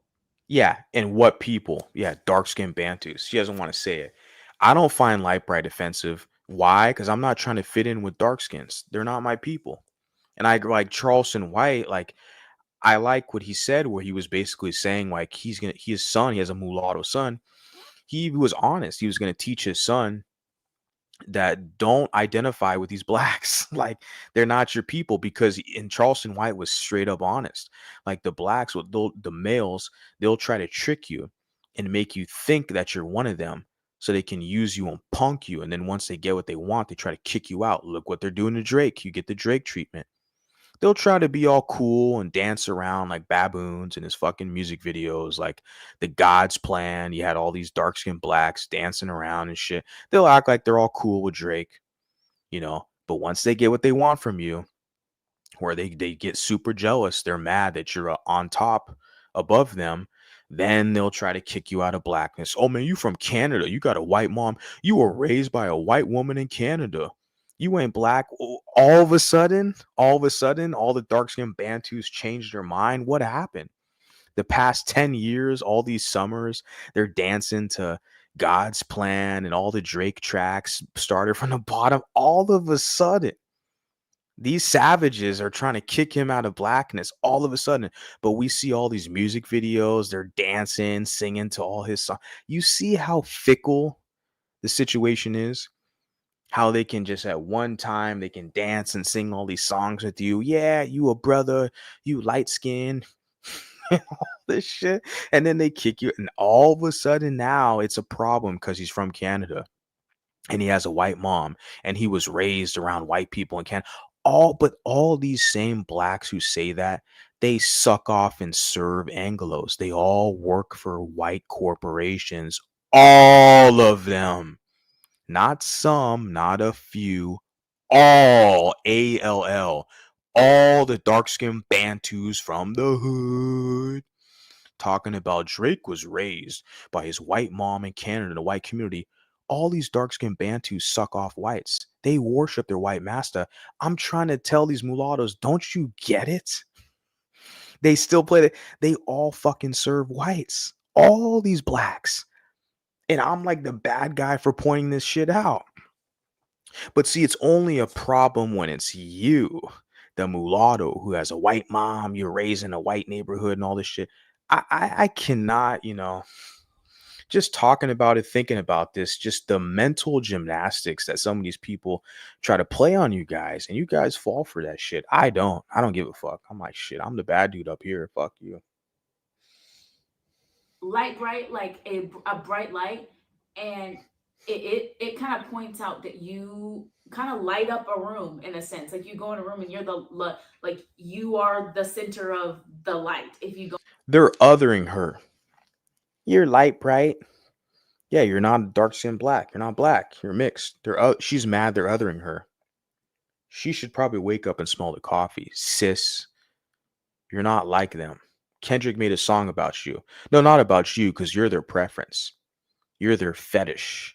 See, they don't want a community with you or to start a family with you. They want to bastardize you and taint you so other men find you undesirable and easy, even if they're attracted to you physically. They're like, you're fucking easy. You're a baby mama by a black guy. What the fuck? Don't expect, don't expect me to spend, good money on you. I'm gonna be real. You think I'm the only guy that thinks that? I'm saying it. I'm telling these other mulattoes out here who got money and shit. That these guys, yeah, yeah. What? Russell Wilson? There's hope for you, ladies. You got Russell Wilson. I don't claim that, dude. I don't even watch football like that. I don't know that guy, Russell Wilson. And by the way, Sahara or Ciara, whatever her name is, she's a established celebrity, anyways, in her own right.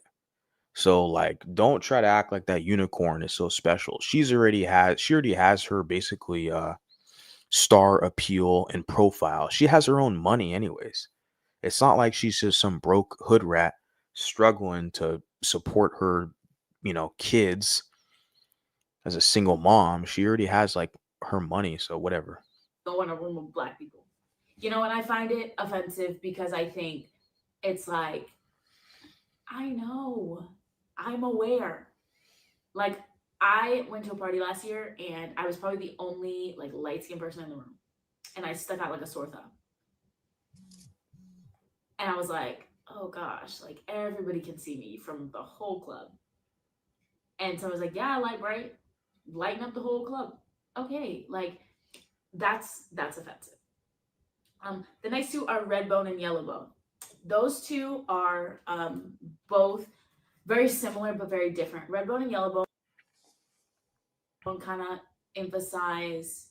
I hear Yellowbone a lot towards There's a song called Yellowbone, right? Yellowbone, Redbone, yeah.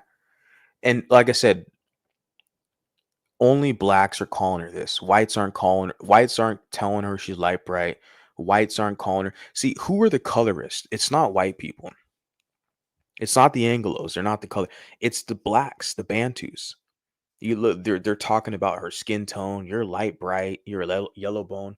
Why are you dealing with these people? That's my first question. If people who like invalidate you and talk shit and call you names, that's like inhumane. Like, why do you deal with these people if you're not getting paid? Like, I don't fucking deal with people like this. I get out or I talk shit back. If I'm getting paid, I'm in an environment where I'm getting paid. Someone's saying some crap, I talk shit back. And do I have enemies? It's part of life, you know. I mean, everyone will like me if I let them walk over me and shit, talk shit. Everyone will be cool with me. But I mean, and a lot of times I got to be the bad guy. I got to let people know, Psh, you're not gonna fucking punk me like that. mixed people. I hear Redbone a lot more towards like Hispanic people, but Yellowbone and Redbone I both have heard interchangeably. And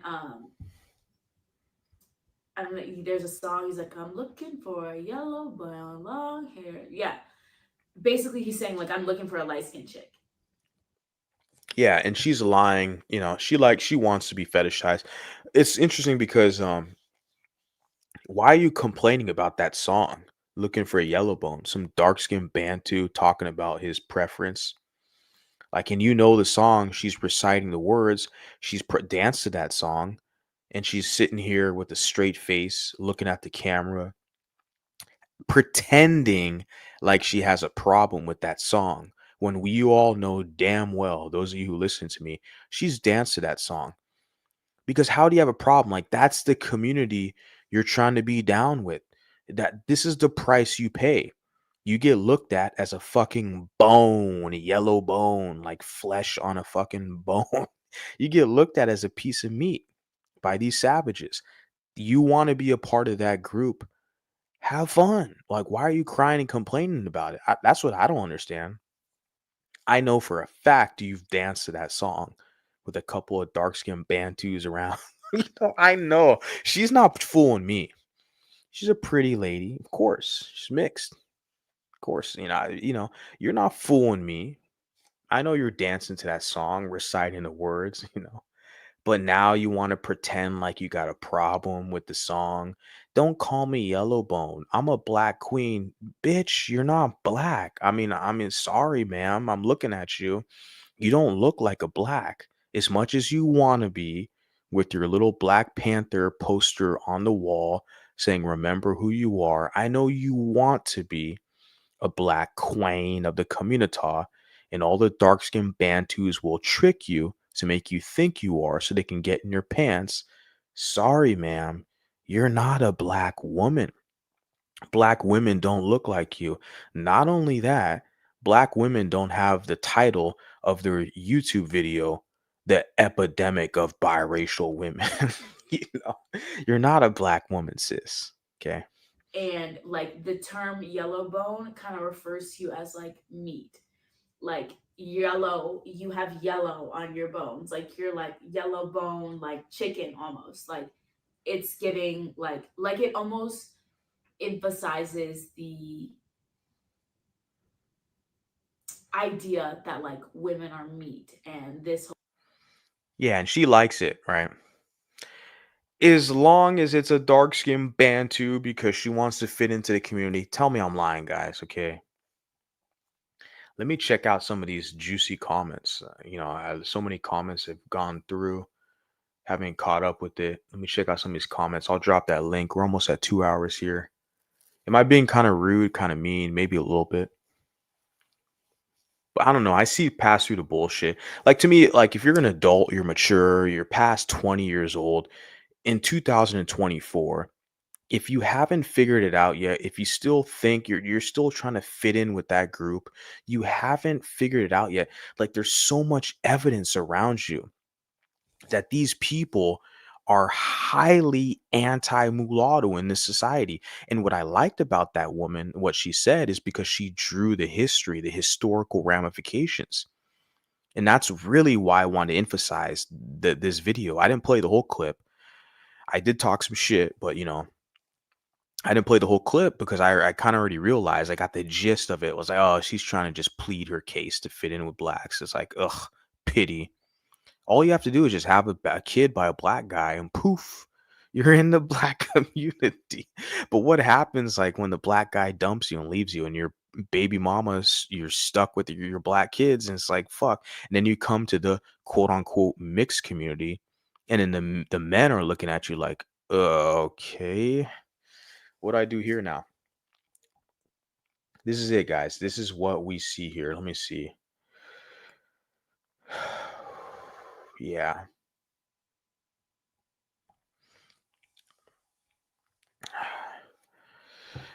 I'm still wondering what the benefit is in calling yourself black, being allowed in that community.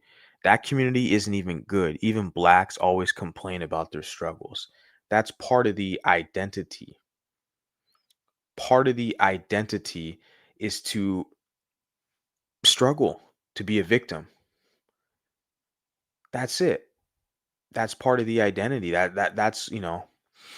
It's funny how people say, "Well, you make being biracial your whole identity, you make being mixed your whole identity." I get that. It's all always the projection, right? Because they make being black their whole identity. They make being melanin their whole identity. Being from the hood, being an ADOS or FBA, being a slave, their whole identity. It's like, well, how is that different than anything else, right?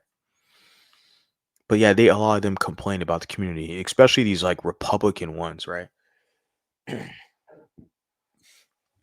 The ones like the Trump, the MAGA, the black MAGAs, the stupidest fucking idiots on the block. The MAGA Trump people, you're a dark skinned black and you're a MAGA person like a Candace Owens.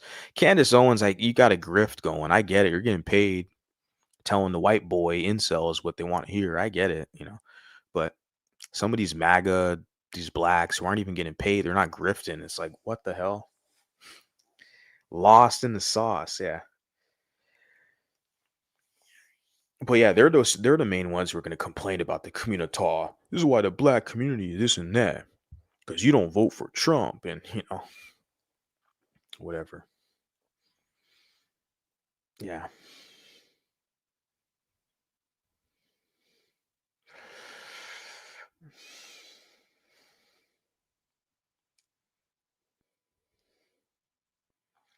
Interesting, guys. Interesting. I'm gonna drop the link.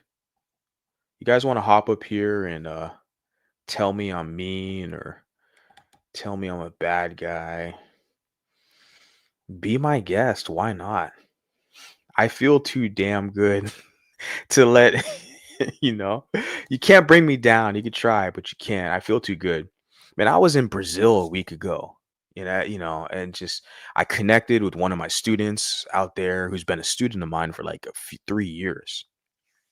Dude works in finance, successful Brazilian. And I connected with Beatrice Parchatuje, connected with Pardos, and it's like and like my spirit is so high right now that I don't know what the hell any of you guys can do to knock me off my square. But yeah, the link is dropped if you guys want to hop up here and tell me how out of pocket I am and how rude I am. You shouldn't be saying this. Don't say the obvious, Mulatto Vanguard. Don't do that. Don't say the obvious. Just go ahead and play stupid. Okay.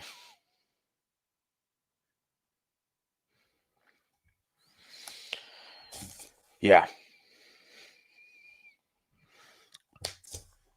Yeah. I think for me, I would be honest. I think the whole, like the preference, we can say, prefer the preference is just black and something else. Black and European, mulatto, But yeah, Afro Latina, a Blasian for sure. But for me, like my cup of tea, the preference is she's mixed with African and European would be the prime, right? When you say, yeah, black, Spanish, or Portuguese, yeah, that's European, right? That would fall into the mulatto category. I don't know, the whole Afro Latino thing, it's kind of, is it as specific? Yeah, Afro Latino. Because you'll have somebody who's blacker than fucking Wesley Snipes or, what, Candace Owens, because they speak Spanish. They'll be like, I'm Afro Latino. I grew up in Colombia or something. They got two black parents, and that's the whole thing. It's like the kind of the mixed, label. Now you got Bantus trying to say they're mixed, and it's like, what the fuck? Like, it's basically to hoodwink you to steal your identity. That's kind of, it's not always what I see with Afro Latino, but I do see that. But that's why I feel like with mulatto, a lot of people don't want to claim it, and they don't because the history of the word, and that's why I feel like it's perfect for us. And when I see mulatto women, like shout out to Emily, professional woman, she's also a veteran, I believe, and Eve Renata Mulata. When I see Mulata American women who are like proudly, I'm Mulata, it's like, yes, these people give me hope and inspiration. I'm like, these are people I want to serve because that's special. Because not everybody's like down with that. A lot of people don't like the concept and idea of mulatto. Like they want to throw us in this like this level of ambiguity where like anybody can make up the rules and redefine it, and they'll basically just throw your ass back into blackness, right? With you got people talking about multi-ethnic or bi-ethnic like that means anything. Like, no, that's not the same as a mulatto. That's not the same as biracial. It's not. Multi-ethnic is two blacks from different cultures getting together that they're black, like they're not, so. And I feel like they do that to basically drown you out, drown your voice out, and to absorb you, to punk you and validate you. We got to get past that, guys. I mean, like I said, with the woman I did the video kind of, reacting to, like, if you're already like 20 years old and you're still questioning this shit with all the information out here on YouTube, social media, you haven't figured it out yet. You got to connect and network with people similar like you. I don't know what to tell you. And it's international now, guys. It's not just America. Like we can connect with Pardos in Brazil, coloreds in South Africa, mulattoes and multiracial people in Europe. Like we're all over the globe. It just like there's so many of us now. It just makes absolutely no sense to sit here and act dumb like we don't have options. Like come on, guys. Hey, what's up, Al? You're live. Hello, how are you? Hey, I'm doing pretty good. Do you have any questions for me concerning Pardos or my trip to Yes, Brazil? Yeah. absolutely, absolutely, absolutely. I saw that video. Now, the lady that you dealt with, does she write like a blog um, about Pardu people?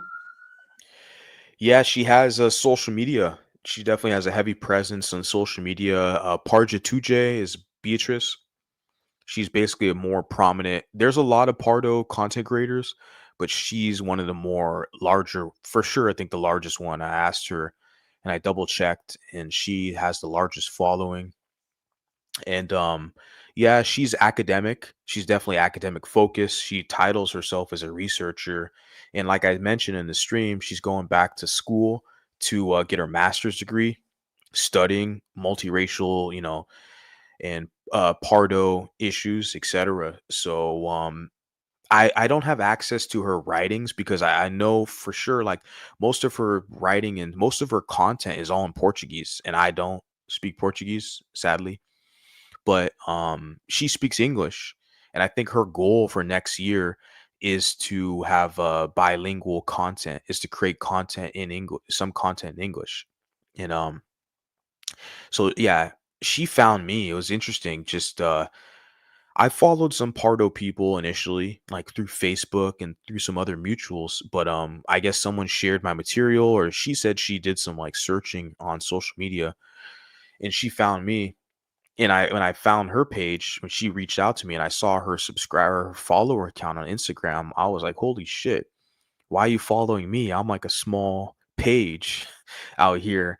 I have like a couple hundred Instagram followers and she had like over 70,000 followers. I was like, holy shit, I'm just a guy out here on my corner of the internet, just speaking my mind, but she finds value and inspiration because a lot of the one drop rule, the one drop ism is being transplanted into Brazil. Where in Brazil, they've always had the multiracial or the pardo and the mixed kind of consciousness classification and identity in that environment. Like I said, they've never had any laws, anti-miscegenation laws.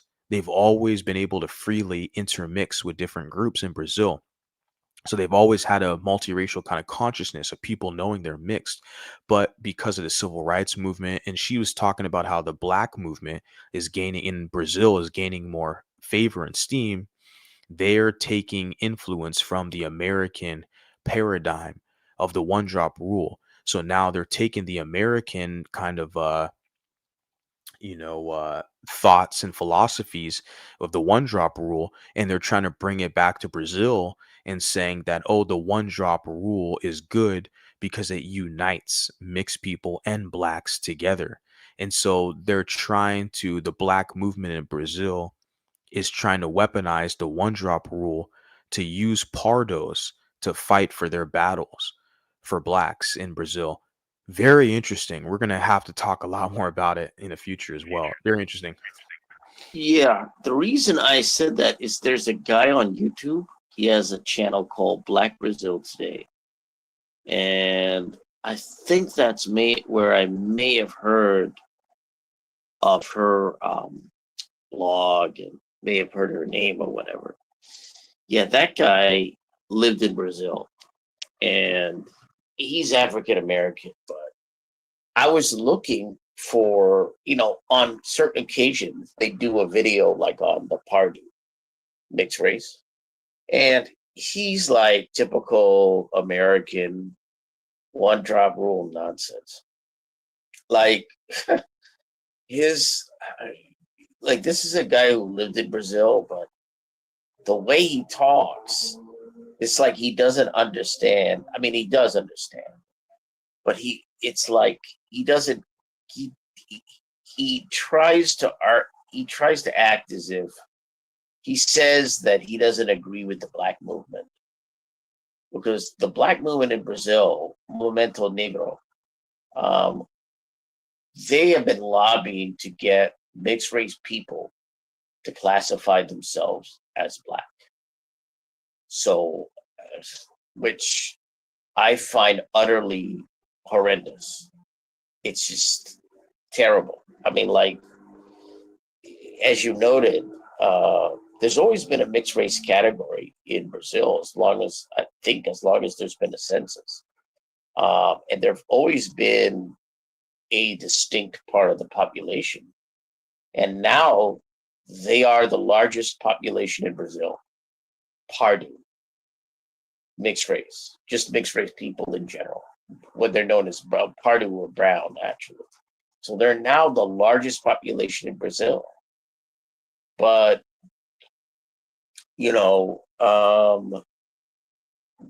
this whole black movement, I'm not entirely aware of what their other goals are. I know they're influenced by American civil rights, but what was I going to say? Yeah, you're on point. I heard some traffic or something. Yeah. You're on point. Yeah, with the pardos. There's No. so much. I'm gonna do a separate stream or dialogue with that, and hopefully I can bring up Beatrice and other pardos as well for a dialogue. I want to check this comment out, Al. It says I was led to believe biracial or mixed guys weren't seen as attractive black women. They're not in a lot of cases. Some of them are. They're color struck, but it's like a cop out. for people. It's like, what black guys will say?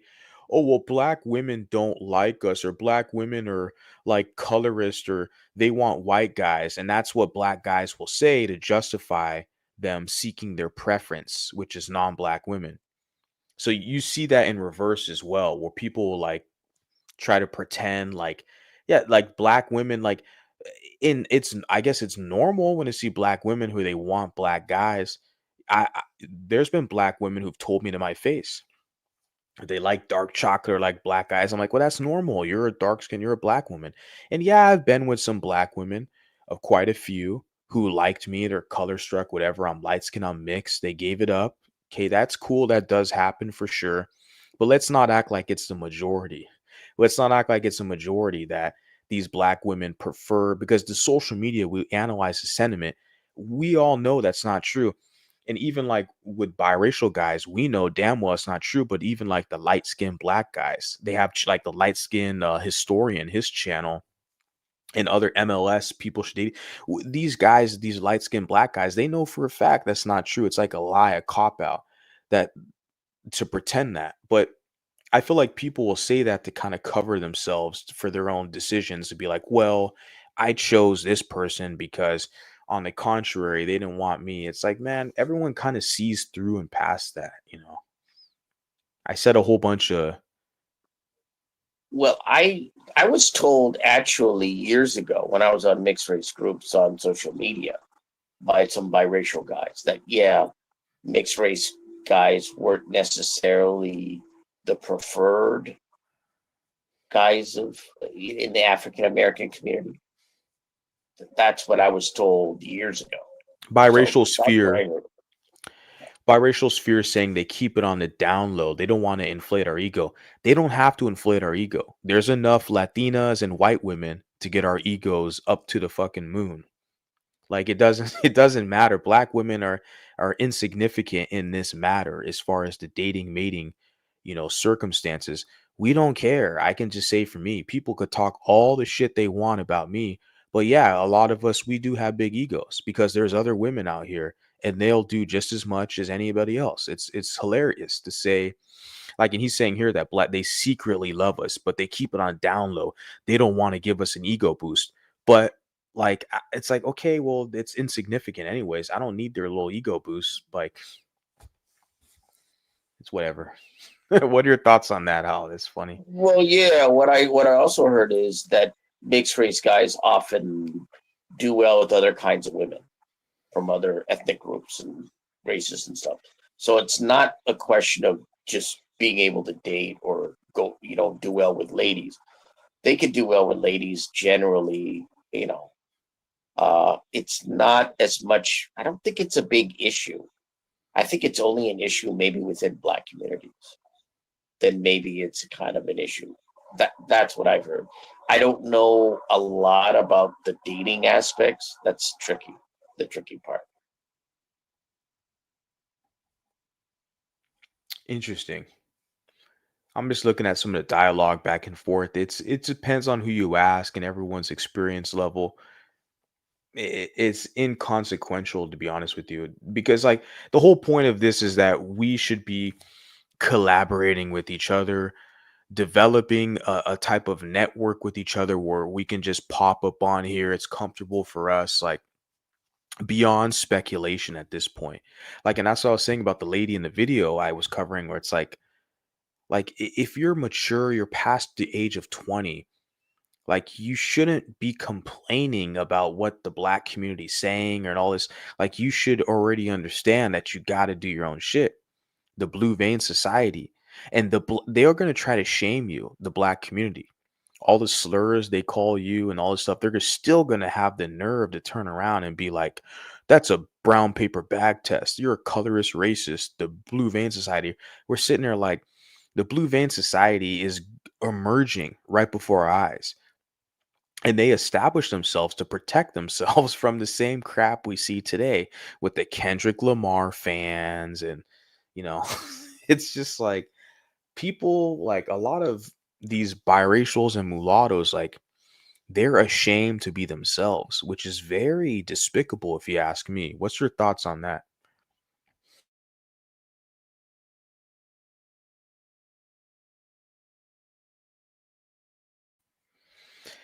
Sorry about that. I just came back. Um, it's interesting when, like I said, the whole dating thing is kind of tricky.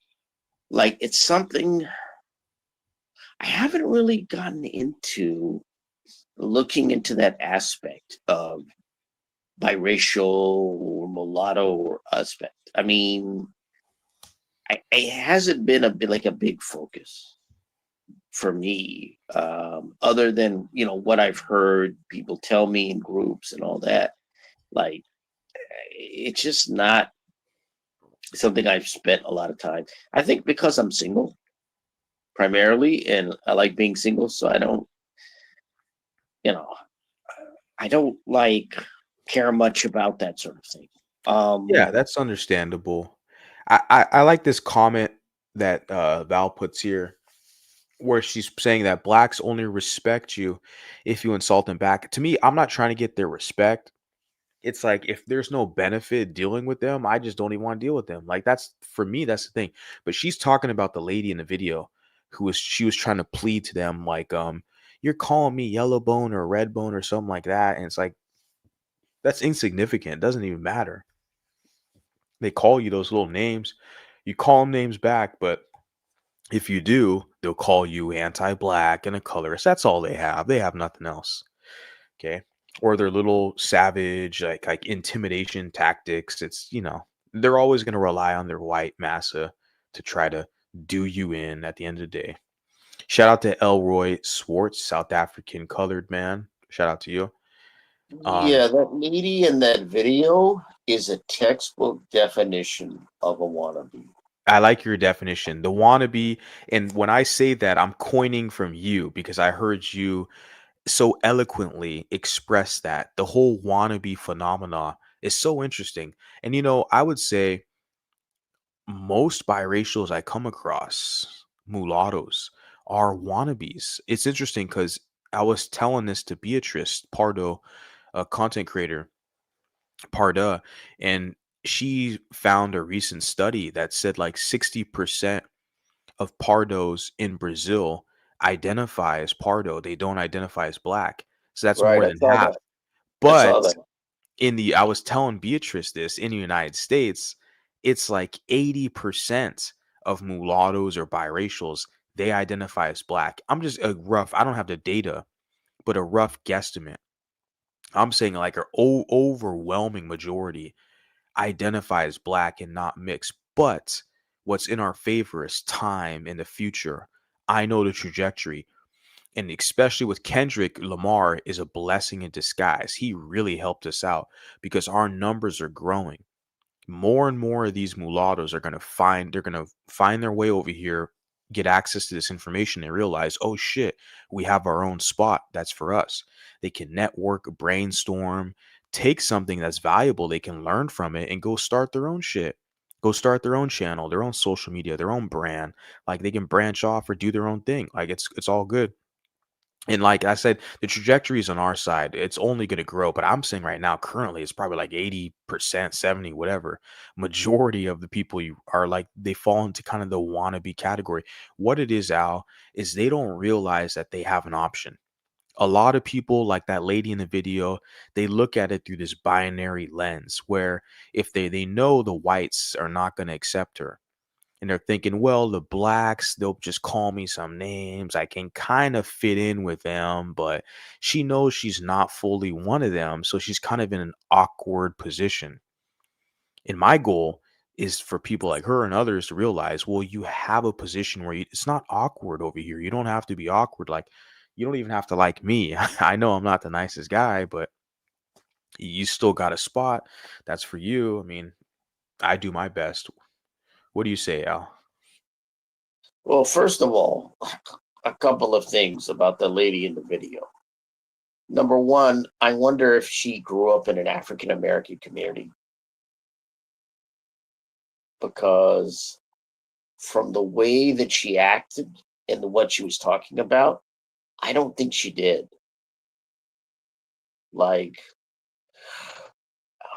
if she was trying to say that to someone on an individual basis, then I could understand that. If you were to say, yeah, I don't like being called light bright, or if you, or what was it, yellow bone, red bone, or whatever it was. If she said that to somebody on an individual basis, like a person here or a person there, then I think that's appropriate. But doing a video where you call it rude, like, yeah, that's kind of the point. Again, like I said, I wonder if this woman, like, she'd been around African Americans, has she been in an African American neighborhood? I agree with you. It sounds like Like, she grew up in a predominantly white community. yeah, Like the way she's she never. positioning It her sounds like argument. she never heard of roasting. Like, I didn't grow up in one, but I've learned. I've learned about roasting and all these kinds of things. I'm like, I don't get that feeling. Like, I mean, I understand. Like, she's right to say that they're rude. To those, the terms and everything are rude. It's absolutely correct. But that's something that you can. That's more successful on an individual basis. Like, if you were to tell somebody, you know what, I don't appreciate that, then that not might work in the community that she's in, if she's in a black community. Yeah. You could do it as a video. I don't think anyone will care. Al, I want to run something across you. Very interesting comments she puts here. There's a gender element to racism. Now, for me, racism is basically misandric aggression. It's definitely male centered, but women experience racism too, as well, for sure. But ultimately, me as a man, I can only speak from my perspective. Is It's ultimately misandric. I can see it, and I already gave the example of this. Like, I see how the Karens in my work environment will be very pleasant and nice to the mulatto female. They can use her as their kind of pet monkey. But then with a guy like me, they'll be very like vicious to Karens because they fear that I'll compete against the white males, right? And they're right, I will. And they're fearful of that, the energy. So I get the more hostility, the more aggression. Is what it is. This is the world we're in. She puts here, the women of all races are treating mulatto women badly, but not so much with the men of other races. I don't know about that, but this is a lady. She's saying same for mulatto men and men of other races, but the women liking them. Interesting. I wish she would have worded this a little better, but I kind of I understand. don't know about that. Yeah, I'm I not sure about that. I'm not aware. Yeah. There is a gender component or a she put element to racism. Exactly. There is. And I look at it as misandric aggression. But like I said, women experience it too. But as men, like, your military battle age, yeah, there's a lot of people who are going to be hostile towards us. There's a guy like me, like, and yeah. But the thing is, what she said, like with the women liking, she's saying like, well, the mulatto women get it very bad. Let me see right here. The women of all races are treating mulatto women badly. I don't know. And I said, like, in the environment I'm in, there's a mulatto woman. I mean, and like they kind of, the Karens look at her as like a pet monkey, and she'll do their bidding for them. But then it's like they're like anti mulatto man, and I'm sitting there like, what the fuck? Like, it's and I see that, and it's like, fuck. And that's just one person. I'm not going to take that one example and just, have this negative outlook, but I'm just stating my case. Like, but they got her where they want her. Like, they're acquainted, they're comfortable with her. But then they see a guy like me, they know that I'm a competitor. I'm a male competitor. And I just feel it's more misandric aggression. They know, like, they're upset that I can change the culture. I can motivate, inspire people, and upset the apple cart. And so there's more of a hostility, I feel like, with a guy like me. This is just me, my personality for a guy like me, but I guess depending on who you ask. Same for mulatto men and men of other races, but the women liking them. Now, I would say with us, We mulatto men are definitely we're very favorable with Latina women. Most mulatto men will tell you a lot of the success they have is with Latina women. Most of our success is going to be with that demographic of women. It is what it is. This is just the world I was born into. I didn't make the rules, okay, but this is what I see. I'm from California as well. I mean, that it for guys like us, it's very obvious. Mulatto guys in the West Coast or California, it's very obvious. Those of you guys listen to me, most of our partners are gonna be, and that's because their population number, they have the numbers, but most of the women who are checking for us, they're not black women. It's going to be Latina women. And to me, I've always said, which is fine and dandy because they're like the hottest chicks anyway. So we win regardless. It doesn't matter. So, you know,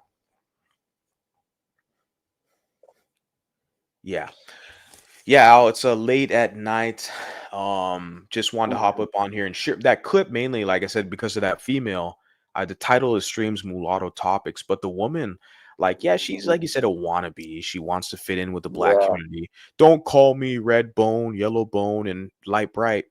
But she said something significant about the historical elements where there were laws in this nation to prevent us from existing. And I wanted to share that because I feel like a lot of mixed people don't seem to understand that. They kind of gloss over it and don't realize that a lot of the hostility you're currently getting from white and black and other groups is because of the historical, situation in the United States where they literally made it illegal for you to be here. So now you're here. Like in Kurt Cobain, the smells like teen spirit, here we are now, entertain us, some mulatto, like in that song where it smells like teen spirit, he's talking about mulatto, and it's like there's a lot of us here now. And a lot of society, they are not like ready for us, if I can say that. They kind of got the social order where they have the blacks as a fixed in permanent underclass, right? They brought in the Mexicans as like the kind of buffer class, right? They can kind of be white adjacent if they want to assimilate. If they don't want to assimilate, they can have their own Mexican communities.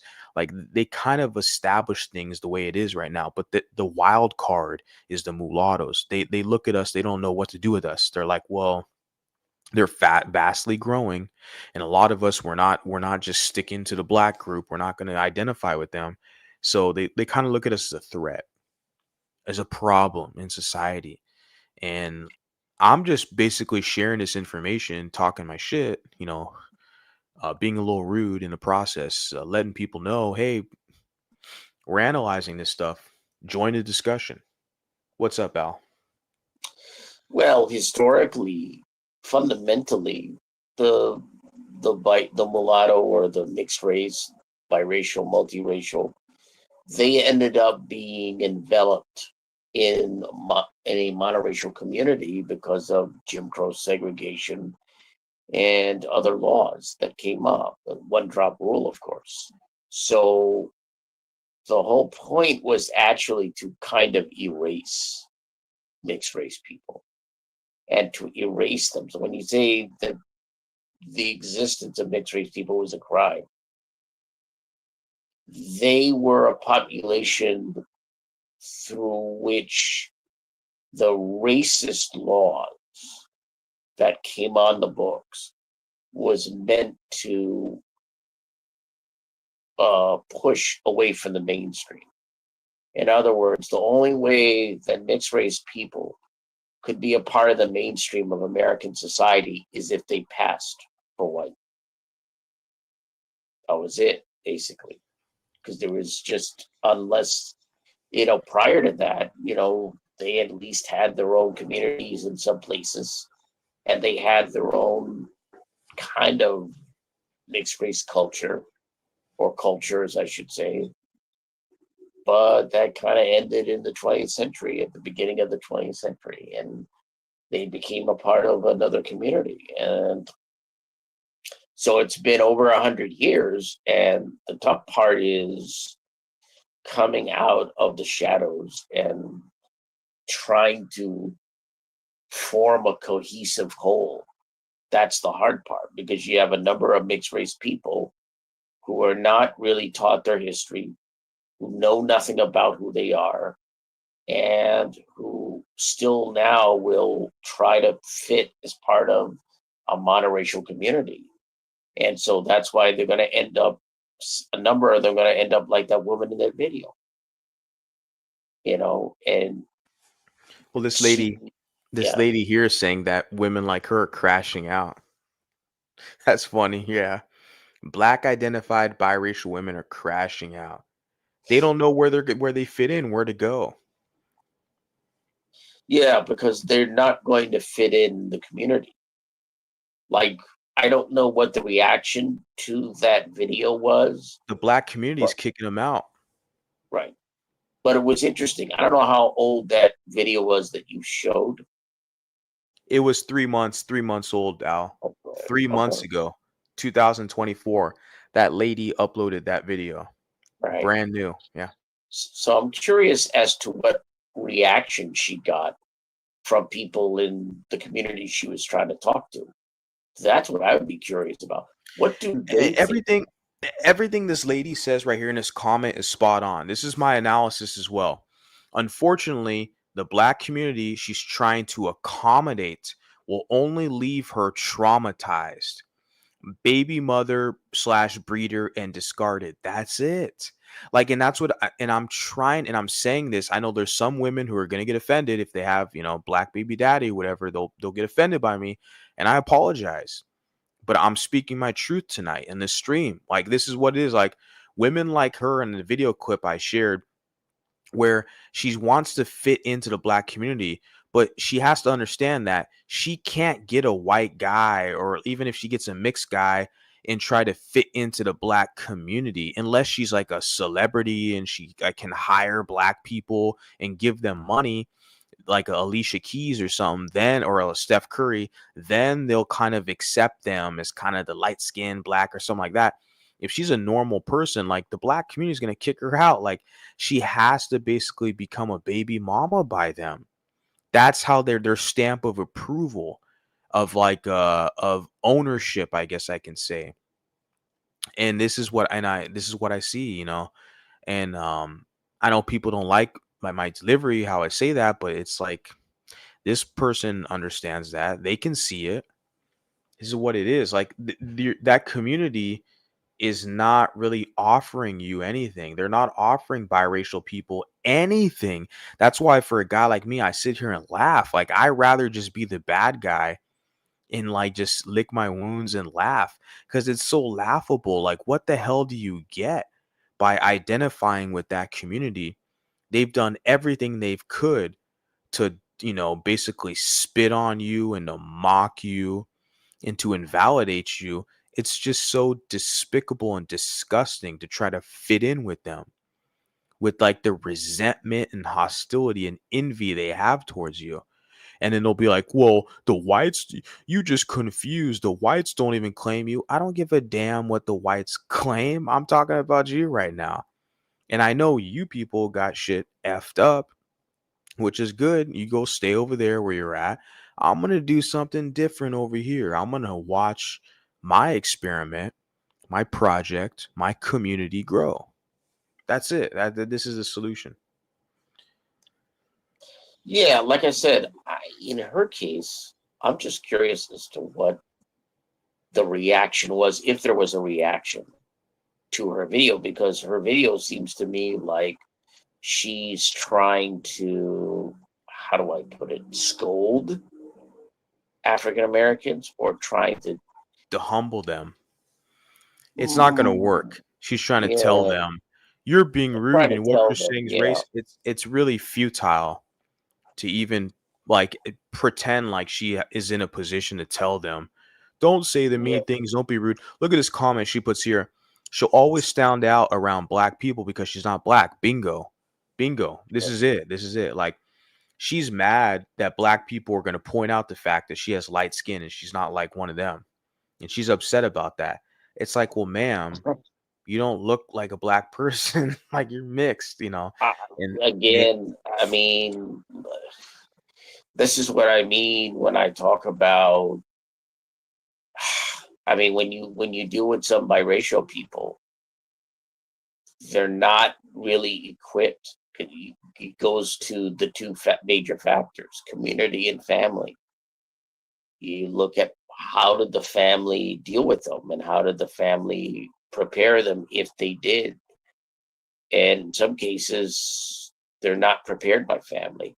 You have some people that come from families where one parent tells them, "Oh, you're black," and I've literally talked to a couple of mixed race people who are such biracials who said, "Oh, my dad told me I was black, or my mom told me I'm black." I'm like, okay, so that's why you sound so confused.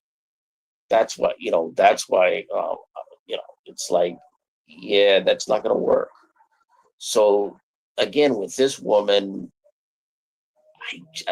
like I said, I'm real curious as to what her reaction.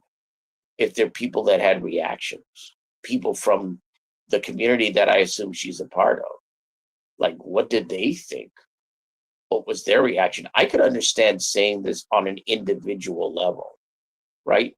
Because I think she has every right to say to somebody, "Hey, what you said was rude to me. I don't care for that." But yeah, on a Yeah, bigger level, I don't think anybody cares. I think they're yeah, just gonna look at that and go, "Yeah, we don't have to abide by your rules." exactly. That's why I said, did You hit she the nail grow on up the in a head. black community or not? I don't know. And a lot of black people, because they're coddled by white people, a lot of black people are very arrogant and they're gonna boldly be like, "Oh, we don't care, half breed, you just can't take a joke, ha ha ha." They're gonna be very bold with her, telling her like they don't care. They're gonna talk all the shit they want. They're like, "What? So what? What are you gonna do about it?" And if she talks crap back, then they'll flip and be like, "Oh, you're anti-black. You sound like a white supremacist." Like they already have this stuff like in the pocket. They're already gonna these responses. This comment's funny from MLS. People should date each other. This guy is funny. I like his material. He puts here how many of these black women that supposedly, right, wink, wink, nod, nod, love mixed looking men are attractive though. In my experience, the black women that went crazy over me were the least attractive black. This guy understands the game. Like he knows, like what you'll have is you'll have black guys who will pretend that black women don't like him to justify his thirst and lust for a light skinned, non black female. But you'll also have that in reverse. You'll have mixed women who will say, "Well, there's no mixed guys around where I'm at. I'm in a black community. All there was were dark skinned blacks. So I got, and it's the same thing. They'll be like, well, the mixed guys, the black women preferred them. All the mixed guys they got with black women or white women. So it's like the same crap we see from the same group, black males and mixed women, the two groups who collude with each other, right? And a lot of times I look at their results, it's not the best. Like, I don't know, like broken families, that's not good for communities. And it's like, and you're voting for Trump, you support Trump, who's married and has a family, but you guys are like, you don't have like intact families. That doesn't make sense. How are you supporting Trump? And but this is what it is. But yeah, because they both push that. They both push that narrative. Black men, and then the other, opposite will push that. Will try to act like, oh, it's because there wasn't any options around or this, whatever. Hey, what's up, Elroy? Morning. Hello. Good morning. I hear you. Can You're you hear live. me? Yes, you're live. Oh, okay. Yes. Well, sorry about what happened the other day when I also tried to join the discussion, but I'm glad that things are working out now. Yeah. Yeah, I'm liking the conversation, the topic that's happening today, and yeah, I'm aware of the fact that you recently went to Brazil to meet up with the Pardos. So you still have to come to South Africa, man. Oh yeah, it's on my list for sure. Yeah, you still have to visit us. But remember now, to like now at the moment we are in the summertime, right? Oh yes, yeah, exactly. Yeah. So the thing is, when you guys over there are in the summertime, then we have winter over here. It's a So good point. Mhm. if maybe you're gonna time it for like when you guys are in the summertime, I think you have winter now. So when you if you want to time it, you have to like time it so that you don't want to come here when it's winter. That's all I'm trying to say because it can get very cold actually. Yeah, definitely. It's a long plane ride over there for sure. The journey, but it'll be worth it for sure. There's a colored female that Uh I'm huh. mutuals with. She does she has a tourist endeavor tourist agency that she works with, and I want to get kind of hooked up and connected with her. So when I go to South Africa, I have some good spots and a good like tour guide and stuff like that. Because I don't Yeah. yeah, if I'm traveling solo, I Mm-hmm. want to be connected with the right people to make sure that I'm getting to the right spots, and connecting with the right people. With Okay. Brazil, because when I went to Brazil, I did go solo, but see, I already had a student down there that has been a student of mine, an English learner for the past like Mhm. almost 3 years.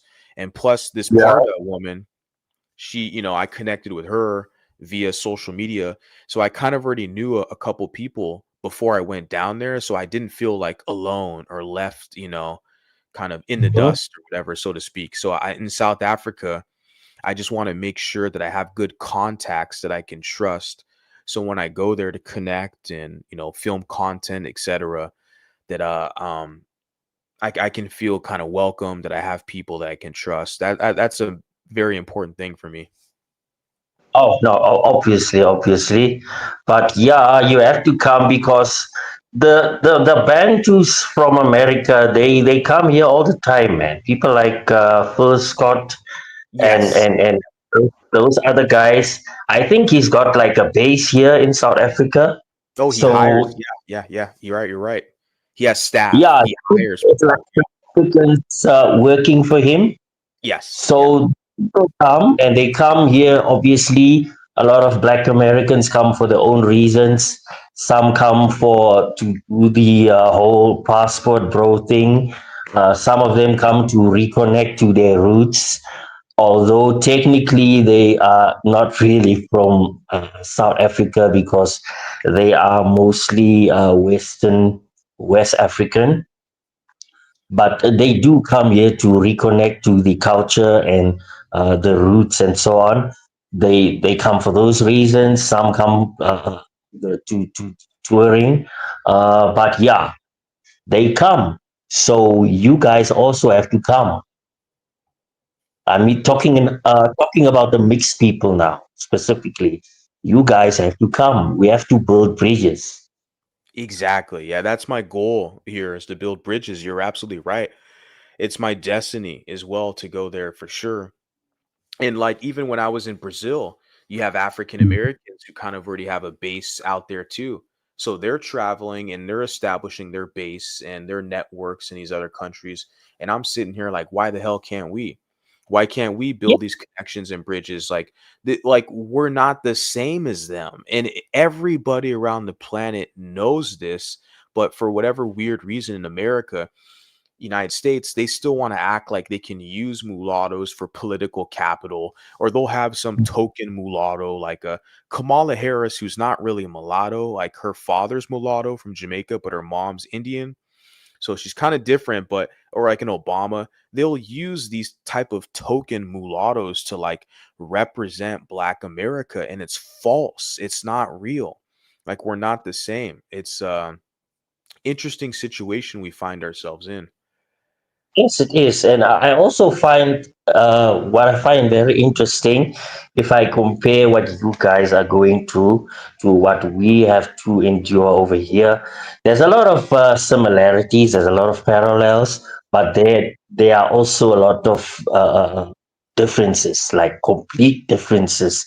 Like the one I get amused. The one thing that amuses more than anything else is the fact that in America, the like light skinned or mixed race people are viewed as like soft or not able to fight or like a very feminine kind of. That's how they view you guys over there. I don't know if it's actually true or it's just like a stereotype. I'm not sure. So I'm not going to go into that. But what I can tell you about what's happening here in South Africa, colored people are like the people that the black people don't want to mess with. They No black person wants to get like in a fight with a colored person ever, ever, ever, ever. Over here, we are viewed as like dangerous, tending to want to fight all the time. Not that we are like uncivilized, no, but there's a complete opposite of the way they see you guys over there in South Africa. I think Trevor Noah also uh, on one of his comedy shows, he made a whole joke about that specific colored stereotype where you wouldn't want to get in a fight with a colored person. And the whole crowd, they just burst out laughing because everyone knows it's true. So for me, I find that to be very interesting. In America, it's actually the complete opposite of what it is here. In South Africa, the most dangerous people are colored people. Interesting. Maybe it's because of the climate, the environment, like in a lot of the hostilities has like forced a lot of the colored people to be kind of rugged and tough, right? I mean, because like with the open discrimination, the lack of resources and jobs, some of the marginalization, it's forced people to be tougher, right? I mean, that's the environment. Really, the marginalization thing, it's really more cultural, because if you have to compare like black people to colored people in terms of now culture, black people over here are very disciplined, very very the more connected to their culture they are, the more disciplined and the more decent they are. And while colored people tend to be the complete opposite, they don't have like rigid and things. They are more free. So it's also connected really to gang culture in South Africa as far as the colored people are concerned. So it doesn't really come from, or the government treats us as much as it comes down to our culture, really, as colored people. Yeah, so it's not really, yes, the government does marginalize us, and we've and maybe in the last year or so there have been some changes that although the pace of the changes have been happening very slowly, but definitely I for example, the last election, or at the moment we even have like two exclusively colored parties, political parties. And for the first time this year, during the election, now those parties are actually in our parliament. So representing not only colored people, but being there as colored people, representing people, and we never had that before. So yeah, the changes are there. There are some changes being made. So yeah, we never had that before.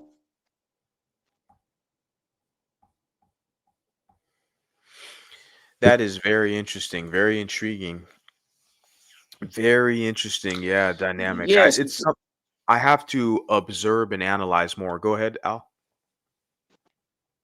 Well, I was going to say basically there are two colored parties in South Africa, primarily because the colored population has no choice. Because what are you going to choose from? African National Congress that basically just doesn't help colored people, or the colored Well, population. I heard that Uh, they're anti-colored, but or is it Yes, yes, The yeah, they haven't EFF? done anything. Yeah. Well, you have the EFF. You also have the what was it, Democratic Alliance, but yes, yes, they're an issue too. So basically, the formation of colored parties was something I thought was inevitable in South Africa, and it's finally come about because I know there's the National Colored Congress. That's the one I'm familiar with. I yes. don't know the other party, but the National Colored Congress is the one I'm familiar with. Yes, there is the National Colored Congress. They actually used to be known as the Cape Colored Congress, but Mhm. now I don't know for some reason. I suppose maybe because so they can have more of a national appeal to colored people in other parts of the country as well. So they changed their name from Cape Colored Congress to National Color Congress. But those guys are they are very pro color. They are even I would go as far as saying that they are actually colored nationalists in the sense that they in some of their policies openly are anti-black maybe or anti-white maybe. Mhm. And then we also have the what is known as the Patriotic Alliance, which is also a colored party, but there's a lot of differences between the two. The one, like I said, is more like a colored nationalist party, but the other one is more open to other people as well. So, yeah, and that one is actually bigger, the Patriotic Alliance. That one has got more appeal and it's actually bigger and it's got more members. Yeah, so that is the two colored parties we have at the moment. The one is actually the Patriotic Alliance actually is now part of the government because the situation we have in South Africa at the moment, we've got something like a coalition government because the ANC in the last election didn't get like that many votes, so they were forced to go into alliance with other political parties. So Mhm. that's now the Patriotic Alliance also came in to form part of that alliance together with the ANC. So Right. yeah, that's two political parties we have. Yeah, it's coalition government. Yeah. And so, yeah, so the National Colored Congress I'm familiar with, because it kind of grew from a local party to a national party. And to your point about what you mentioned before, you were saying that the stereotype of mixed race people in the US or mixed race men is that of feminine and weak. When I first went on mixed race groups on social media, primarily Facebook, that is what I was told specifically from mixed race men. I was told this is the stereotype within African American communities of mixed race guys. So I was told that by biracial and mixed race men myself. And when I've said this outside, like I've had, I guess, maybe a black person or two, when I've stated this, their reaction is like, "No, that's not true. That can't be right. That I don't see that." It like there's denial from some people about that, but that is what I have been told directly. So I think the big difference is a lot of black white mixed race, what I guess would to some extent would be called colored in South Africa. Um, the ones in the US, they're still a part they're not really living in communities uh, to themselves. They're not really living in independent communities with other mixed race people. So a number of them are part of black communities. So that's why it's an issue. That's a stereotype and an archetype that's a part of that because they're a part of those communities or around those communities. Whereas I believe in South Africa, it's different because don't colored people have their own communities in South Africa, or at least their Yes, own yes, neighborhood? Yeah. we So it's do. We very do. different. We do. We've got like entire colored communities, like neighborhoods that's made up of up to 95% colored people only.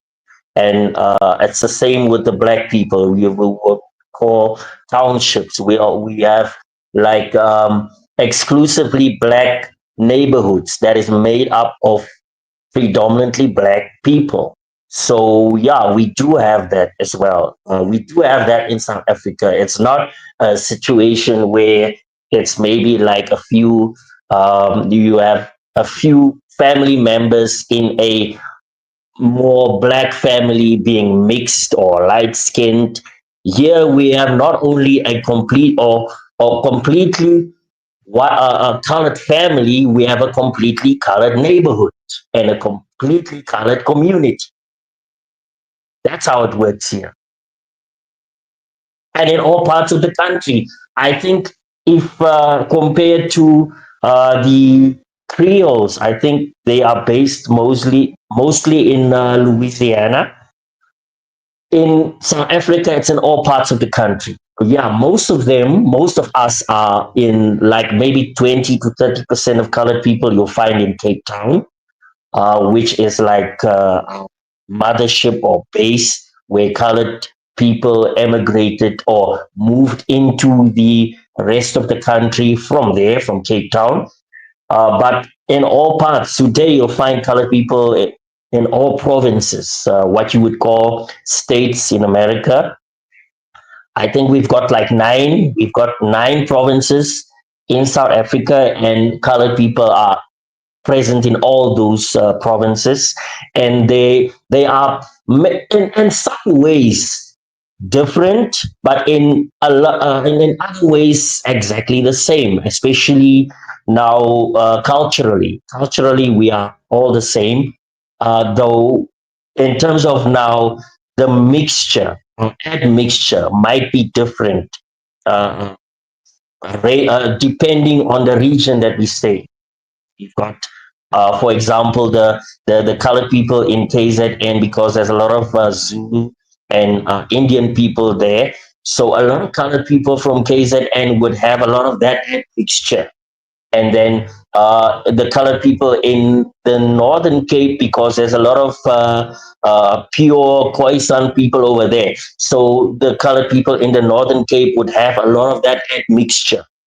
So it ranges from place to place. But when it comes down to the culture, we are basically all the same. That's interesting. That's interesting. Because I hadn't thought about. I'm so used to being aware of the colored in terms of what I call the capital of the colored South Africa, which I consider Cape Town to be.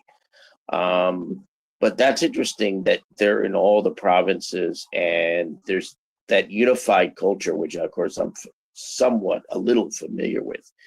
Now, it's interesting because sometimes I've looked at some videos about colored in South Africa, whatever, and it's clear that maybe somebody who's monoracial has stated that the people who are colored, it's clear they're probably not South African or they're probably American or something else. But it's clear they do not understand colored people because they seem to think that they're confused or they're trying not to be black or they're trying to see themselves as different. And one of the things I try to tell people about African nations, in not so much South Africa, but African nation in particular, is there's no one drop rule in African nations because most, I would say, West African and East African, as well as Central and South African Mhm. countries, do not view mixed race people as black. There is no, how do I put it? there's no one drop rule in any of those countries. And so I think what happens is that people from, like, say, the US in particular, may have a hard time with the idea of the colored population in South Africa, because they may think, oh, you're you're trying to not you're trying to think you're better than Africans there, or try to think that you're different, or try to think that you're same. I think outside of South Africa and some of these other countries in the world, people have a difficulty, particularly in the US, with the fact that there are separate and distinct mixed race populations. Do you encounter that online when you deal with people from other countries like the US, and they don't understand that colored people are separate and distinct and different? Yes, we do definitely online, especially. Uh, it's mostly the Black Americans who want to draw a one drop rule colored people into blackness, accuse us of being anti-black, accuse, make ridiculous arguments like we are depending on some kind of a proximity to whiteness because that will bring us more privilege, as if we are in America, which is ridiculous because we are not America. South Africa is not America. What I want to know is the proximity to whiteness argument. How is that valid when black people are running the country? Like what is the case in South Africa? What will it benefit us to be closer to whiteness when white people are not even running the country? So that's a stupid argument to try to accuse colored people of being wanting to take advantage of being closer to whiteness. Colored people are basically in a middle. We are not, and we don't want to be white, and we don't want to be black. We just want to be ourselves, and we just want to be left alone. And in South Africa, we don't have a one. So there's no, even most black people in South Africa also don't want colored people to be black, because blackness over here is very strict, very, very strict. Black people, they've got all kinds of, now specifically the black tribes, they've got, although they are not all the same really, they've got different practices, different beliefs, different cultures, and so on and so on. So these people take their cultures and their customs very, very serious. Got things like rites of passage, got things like if you want to marry a black girl, you have to pay a dowry, and so on and so on. They've got all these different kinds of cultural practices that colored people are not a part of. So for them to now want to claim, or to force colored people, or for colored people to also want to be black, which means that is now an offense to their culture. That reduces their culture and their cultural practices to insignificance, because then, which means now it's open for everyone. And so this thing that this culture that they have been preserving for hundreds of years, to them it would mean absolutely nothing, because everyone is allowed, and anyone is allowed.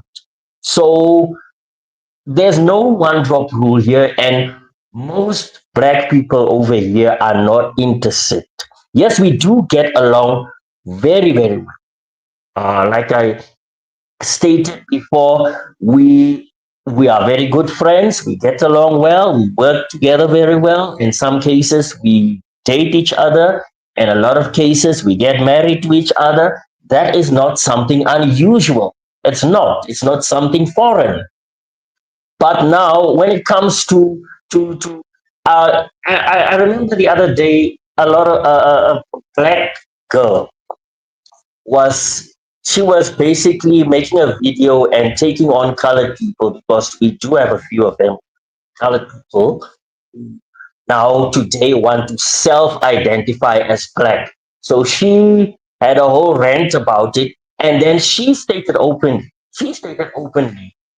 we can hang out together as colored people. This was her address to colored people. She said, listen, guys, we can hang out together, but as long as you are colored and not black, you can't be black and hang out with us because you are not black. So they are very clear. They are very clear. Blackness over here is something that's very strict and it's something that is not cheap.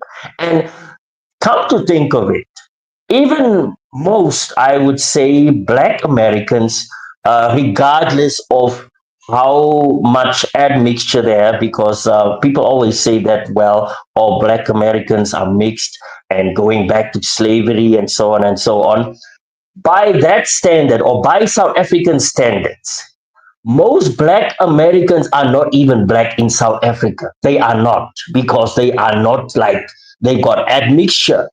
But black Americans, when they come to South Africa and they identify as black people over here, and all of us over here accept them, accept them as being black. We don't try to one drop rule them into colorless, because even though technically a lot of them would be colored because they got admixture, but we don't do that. We respect them and we accept them for being who they are. So I don't understand this whole, especially the situation with Tyler, where she was told that no, you are a colored person in South Africa, but in America now you have to identify as black. I don't understand it. It's really, It's really dumb yeah. because we don't ever want to, we don't.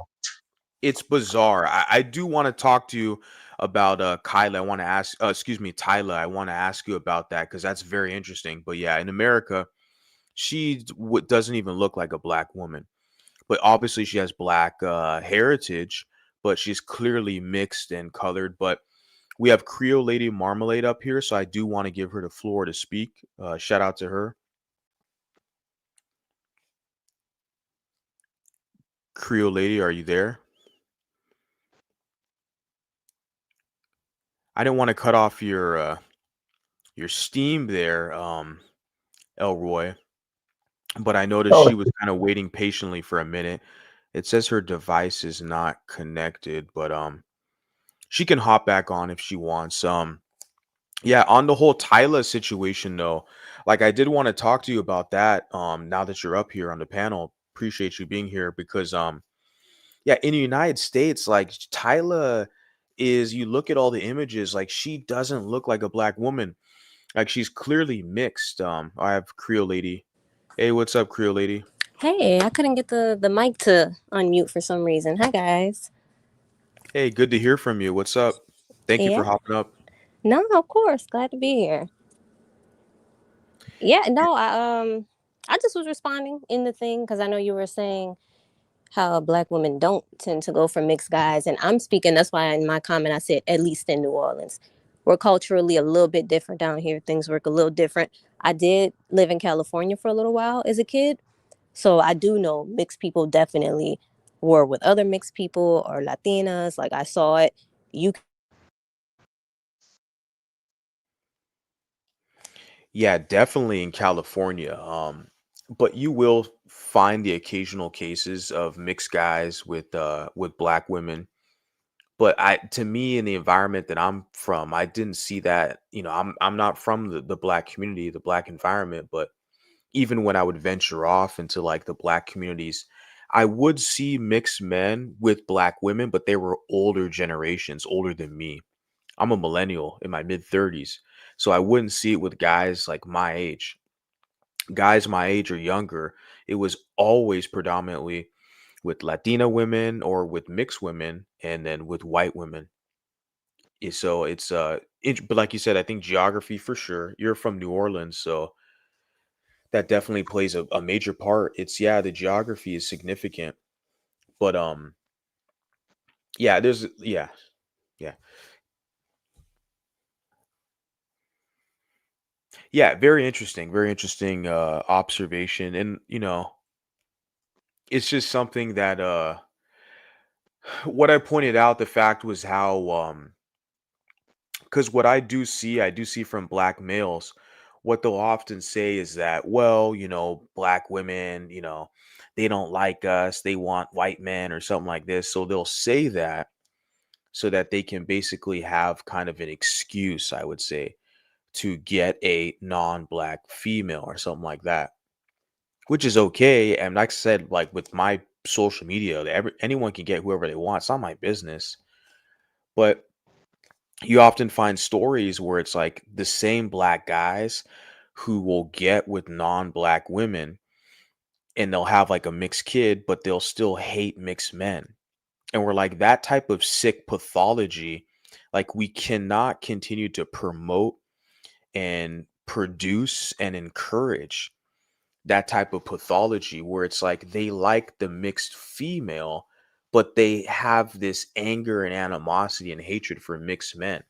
There's something very wrong and twisted with that logic. And a lot of mixed men, we see this now all over social media, and we're analyzing this like this shit doesn't make any sense. I saw a clip on it was light skin historian who just posted a clip he found on TikTok recently, and I'll post it up right now if I can find it really quick, because I found that to be, just basically more proof of something that we all already see. I mean, not all of us, but those of us who kind of follow this channel over here. Let me pull this up real quick so I'm not wasting your guys' time.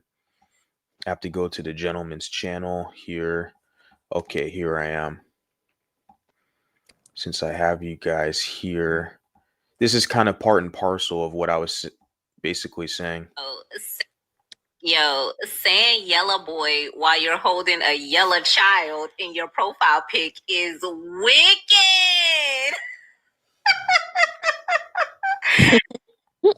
Black woman who's saying you see this dark skinned guy and he has a mixed child, and she's highlighting his comment here, and he's talking about yellow boy, but saying, see the men. I think his child is a female. So that's what they're that they have a biracial daughter, so they can basically position the daughter. They want to maneuver the biracial daughter, to only deal and to idolize a dark-skinned black male, right? And that's, you see that process happening. This is the pathology where he'll call Drake a yellow boy, and he don't like the NBA, it's all these light skins and mixed in the NBA, and NBA, they're not dark skinned black. Well, wait a second, I thought we're the same people. Oh yeah. See, this pathology is fucking sick, and Oh, it there's is. not enough people who's calling this out. And we're seeing this, like, how is it that you create a mixed child or you like mixed women, but you don't like mixed men? That's not normal behavior. Like, y'all are unhinged. You just insulted your own child trying to insult Drake. Well, see, the thing is, what she doesn't understand, I'm looking at the image, that child looks like it's female. See, they want the see, it's a complete opposite with their gender, because the black male wants a biracial female daughter, but the black woman, she doesn't want a biracial female daughter. She wants a biracial male son. And then she wants to try to tell her biracial son, oh, you're black. And she's going to position her biracial son to date a black woman, to deal with the black. This is how they basically try to absorb us. Oh, no, I agree 100%. I think in New Orleans, we kind of have a little bit of a difference with that, though, because a lot of the black women will get, well, they're not into, they don't typically go the full white route to get a mixed child, but they'll get with like the Creole guys or whatever, and just hope they get a light-skinned daughter. They actually want light-skinned daughters here. And when they get one, I'm getting my catch back from all the light-skinned girls that got all the attention in school. I got the light-skinned daughter. She's gonna be captain of the cheerleader. All the boys are gonna want her. They live vicariously through them here. So it's like, yes, I got my golden ticket. And they live their fantasy through the daughters, if they can, if they end up getting some of the features of the dad and coming out light skinned. So You Yeah, want that's people yeah. yeah, no, that does for sure. I do see that too. Living vicariously through the child is crazy. But then the Yeah. child is used as like a prop. Like they're Oh not yeah, seen as their own person. they're not. It's never good. That's horrible. Yeah, living to serve their parent in a way where you want to serve, your parents honorably and, basically contribute to the family, the lineage, but at the same time you want your own identity as well. Yeah, and they end up being kind of fast because the moms are promoting them to wear, certain stuff, be sexy, be cute, be the popular one, and they're a kid, but their mom is pushing them to like be the girl they couldn't be, so they end up being a little fast, and so yeah, none of that is ever good. That's crazy. Hmm. Unhinged. Hinged. That's it. It's an epic fail. But the thing is, with the woman who did this commentary, this little clip on TikTok, I'm looking at this baby here. That's a female. And see, that's what she doesn't understand, that with this dark skinned black guy, yeah, he's talking shit about Drake and he's pro Kendrick because Kendrick's a dark skinned guy with his mixed, baby mama.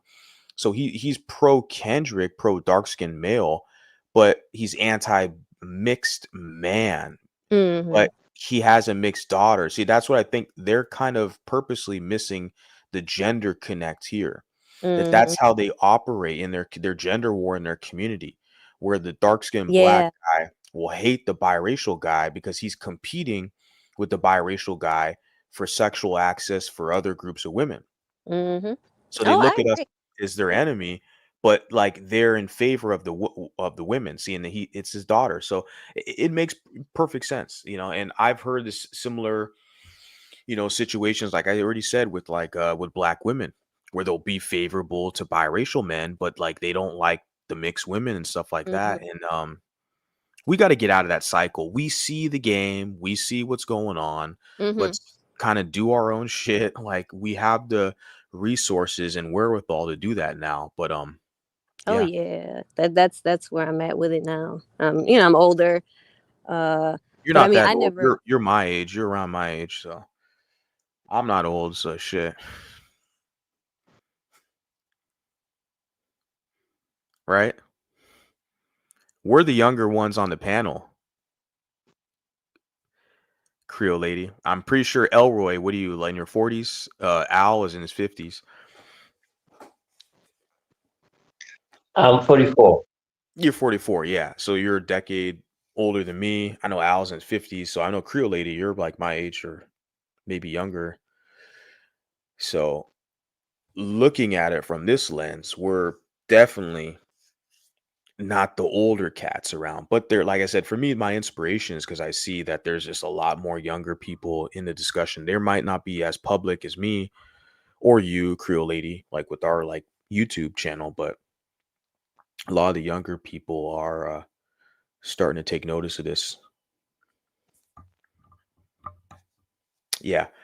So with Elroy, back with the whole Tyla thing, how she's perceived with colored people. What I really love about Tyla is how a lot of colored people look at her as like with inspiration.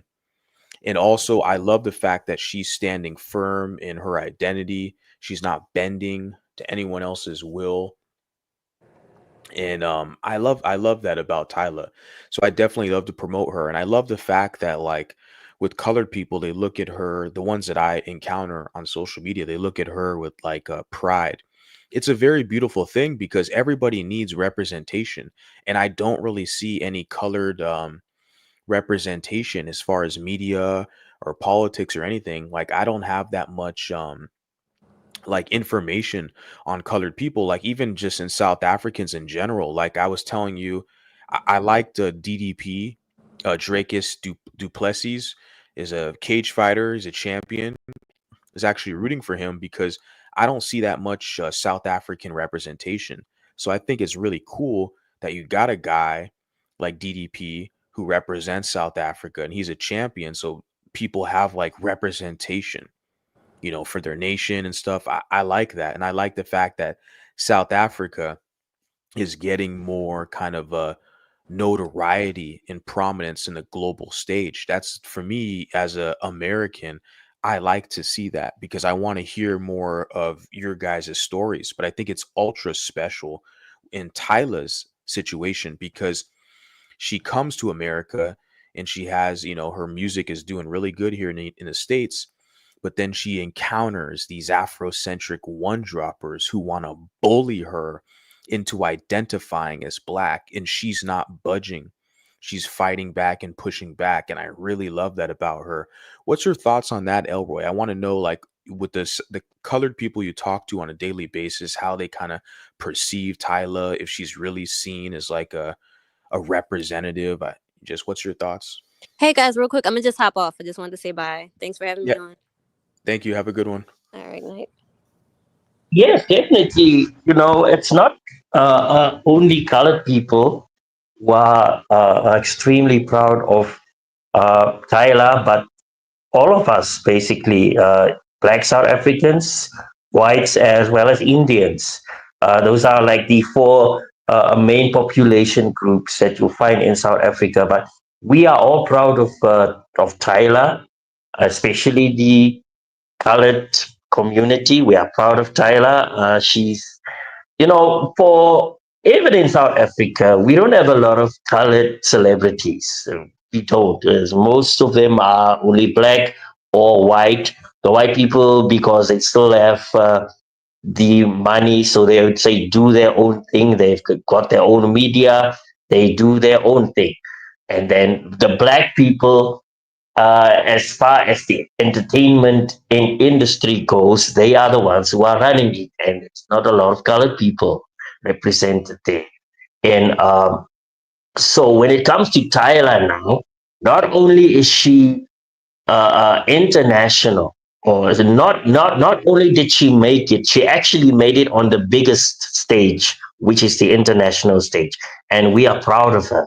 And now, concerning the one drop thing, Tyler, for me, it seemed, especially after the whole thing with Charlemagne, it seemed like she wanted to make some concessions for Black Americans, because after the statement she released, where she said, no, she understands that race is classified differently in a lot of countries, which to me is absolute nonsense, because that is as ridiculous as a white man from Europe coming to Africa and saying now that he's African because he's in Africa, or going to Asia and saying he's Asian because he's in Asia. It doesn't work that way.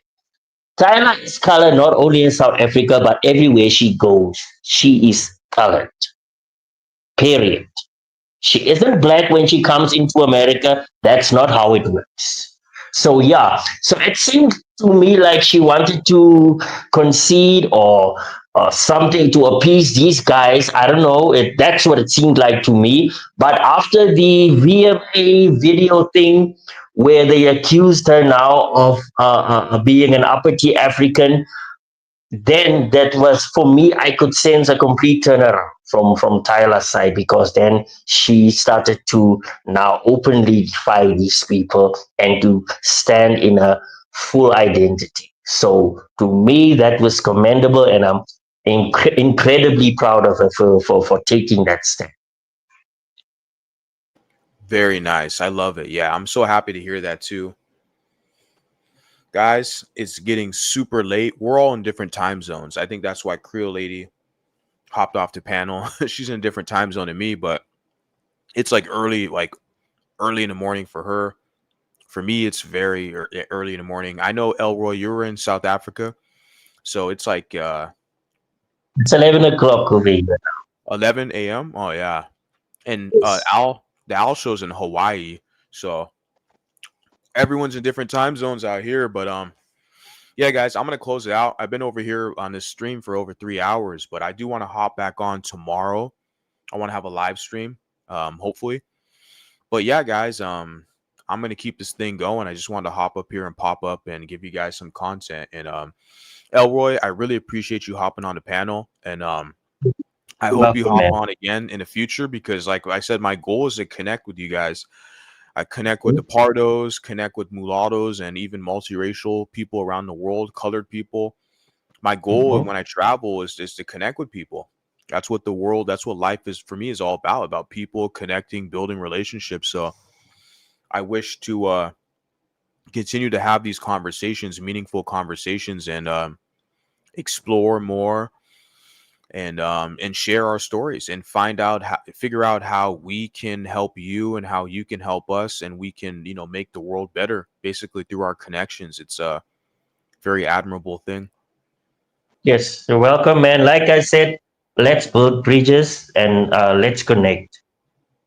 Mhm. Definitely, you have an I, ally over here. You have allies I over here for sure. Yeah. I did before you go, Elroy. I did want to ask one brief question, and that is in South Africa because I had seen an academic interview, Mhm. and she had stated she was colored, and she said she had written a book or something, and she had said that she was culturally colored but Mhm. politically black. Oh, And it, I just wanted to say, is that kind of mindset unusual? Because that doesn't seem feasible to me in a country like South Africa with its history and its population. So I briefly wanted to ask you that before you went. okay. No, actually, I think I know the lady you are talking about. Um, the thing is, when people say that they are culturally colored but politically black, what they mean is that from a racial cultural perspective, they are colored. But now, when it comes to the political side of things, because colored people have also been marginalized in the same way that black people were. So, in that sense, they identify with blackness because they share that struggle. That is what they mean.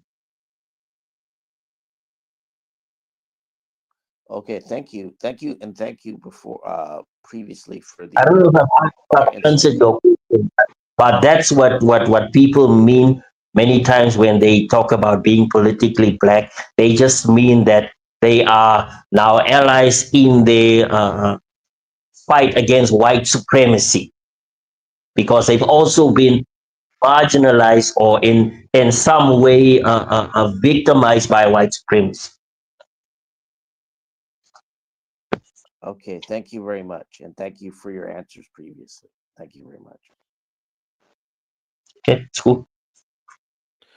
Perfect. Thank you guys so much for hopping up on the panel. I'm going to end this right now. And this is Mulatto History Channel signing off. And I'll talk to you guys pretty soon next time. All right. So, peace.